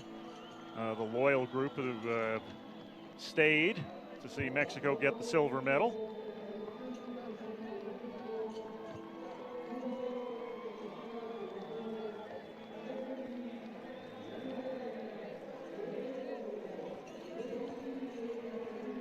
And of course, we mentioned the kicker, Aldo Galvan, and expanded a bit on his story, but the thing that I found amazing when talking to him about his recruiting experience at the University of Regina was we started passing names by him about guys from the U of R who have made the NFL.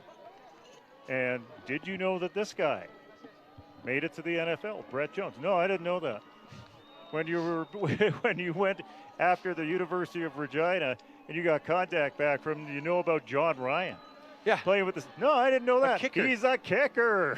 We assumed that he reached out to Regina because he saw, oh, that's a name underneath an NFL kicker's name on Monday Night Football. I'm going to see if I can play there. Nope, no clue. Yeah, no, just scattershot, looking for opportunity, and he's found it. And he's also found a winter that does not resemble a winter around here that he will learn to cope with on his road through university football and perhaps on the way to the professional ranks. Hey, you know, and good for him for deciding that he wanted to go play in the United States and taking the path that he thought was going to get him there. Good for him. I wish the best for him. You know, the buzzword around football teams usually is family, where a football team will talk about their football team being their family. When we went to the Mexican practice and started to talk to the coaches and the players on the team, they talked about family, but they talked about representing their home, their family, their mom and dad, their brothers and sisters. That's what they were bringing to this field in this tournament. I found that an interesting twist, and I found it seemingly almost more valuable. Absolutely, and what I found was I found it to be something that is entirely fitting with Hispanic culture. Now, Hispanic naming traditions, for example, have all of these players carrying both their mother's name and their father's name, which is why you see so many double-barreled last names. Now, we cut them down to the first name listed just for ease of pronunciation more than anything else in brevity. But you look down the roster, Morfen Figueroa, Gutierrez Uribe, Hurtado Castillo, Castañeda Hernandez, Moreno Rodriguez. These people, this tradition here is very much honoring your family on both sides. They have both contributed to make you, and so you honor them. And that, you can see that motivation, the Mexicans, the passion that they played with throughout this tournament. And I'm sure that was passion for each other, but at the same time, in a tight tournament like this too, when it's a short tournament, maybe that's better to draw and then trying to build your fraternity with your teammates that you're going to play 3 games with and then play against in the fall. Make no mistake, though, the Mexicans were very prepared for this tournament. That's why they were in this gold medal game. They had more practice together as a unit than any other team going into this tournament. They saw that this was an important watermark for them, having this tournament in Mexico City. Some probably saw the potential of putting 30,000 into a stadium to see them play in a gold medal game. It's a major payoff for the sport here. It is. What's important and what you hope will happen is that it carries over to tournaments that aren't being held in Mexico. This isn't just a one-off because they're the home squad and they care a little bit more because it's here. Hopefully, they take this as seriously, and I hope that the step in the right direction is this taste of being in the final game. Now, you and I debated what the best result was long-term for the game, Mexico winning this game or Canada winning this game. I still don't know the answer, but I hope Mexico takes this the right way. Also some debate about the future of this tournament, whether it's going to become a U20 tournament once every 4 years. I find that to be personally ridiculous. Yeah, not a good idea. Whether it's going to be a U20 tournament once every 2 years or stay with a U19 tournament once every 2 years. I kind of like the middle choice in that, a U20 tournament once every 2 years. Yeah, it's you just got to set up. You got to be smart about who you choose to host the game. I think we saw it at this tournament. This is a great host city. The people came out. It made the tournament look great. It made the tournament feel great for the players. You need to be smart about where you choose the host city. I'm thinking Hawaii next time. If you could line up a separate team for the Islanders, that would be a fantastic tournament. Well, you could get America Samoa into the fold. You guys are not seeing it on camera, but Tanner Schmeckel just pulled out his inner prairie Ukrainian and started doing the I don't even know the what that Shumka dance is called. Yeah, the Shumka dance. Oh.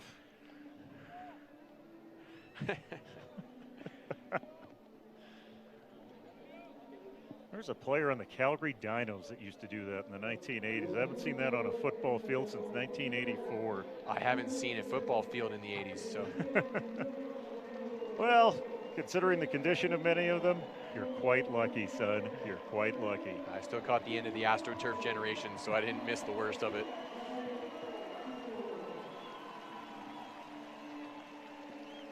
Mexico with the second place trophy with a big round of applause from the locals here who have stayed to support them. What's next?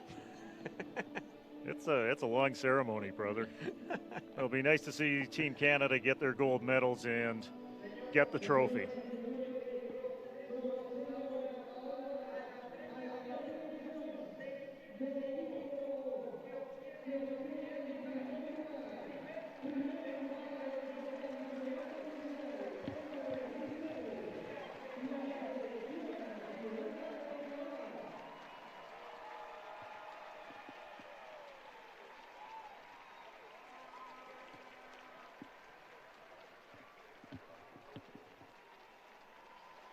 There it is, Team Canada getting their gold medals.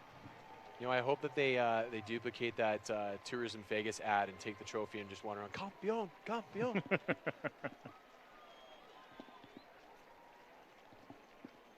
Well-deserved gold medal right across the board.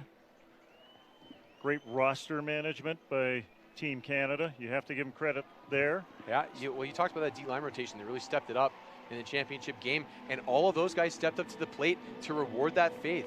You know, Fedchin had a good game. Descagna had a good game. You name it on the defensive side of the ball. Riley Zafransky had a strong game. So Anderson Recker was on the field a lot in big snaps. You know, so 8 deep, the 8 defensive linemen on the roster all got significant snaps today, and all were impactful. And I'm sure that helped the Canadians. We saw Zafransky go down cramping at one point in time, but for the most part injury-free, and they kept coming up front, and Hernandez was under siege when it mattered. LaValle and Goodall on the offensive line rocked out of the lineup there at a pretty critical time of the game in the second half. A couple of backup offensive linemen stepping up. That rotation, that depth actually sustained Canada after a bit of a shaky time there with some slow snaps. They did find their stride, and what was originally a concern turned out to be a strength. It did. They held up at the most important time, and Alex Pagozzo, the Laurier Golden Hawk, did a great job stepping in at center, probably the toughest single position to step into off of the bench because of all the timing, mechanics, the front reads, the things like that you have to be aware of as a center.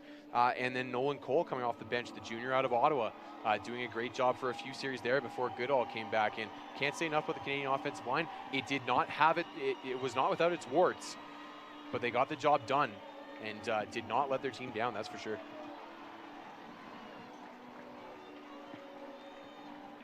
The Canadian coaching staff getting their gold medals. Points to Jeff Cummins. Yep, absolutely, Jeff Cummins. And you know what? One of the things I took away from watching that practice the other day was Jeff Cummins. That guy's a great football coach. I really enjoy the way he coaches. He's enthusiastic. He's on top of the little things. He's nurturing, but he's hard. I really liked his demeanor on the practice field the other day, and that defense, Jim, I said it earlier, got better at a rapid pace throughout this tournament to a point where, they just about pitched a shutout today. Certainly did not allow Mexico into the end zone. That's a great performance from your defense in a gold medal game. One thing about this ceremony, it's as long as the game was. Yeah, we might run out of light here. Did not realize they were going to reward all 6 teams. I probably should have expected that, but nonetheless. Speaking of which, speaking of championship games, we would be remiss if we did not mention the Canada Cup Championship final score.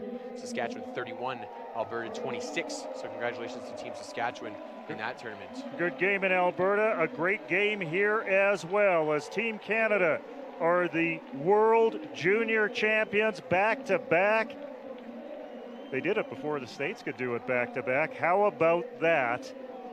As Team Canada now celebrates down here in Mexico, vanquishing Team Mexico on their home turf.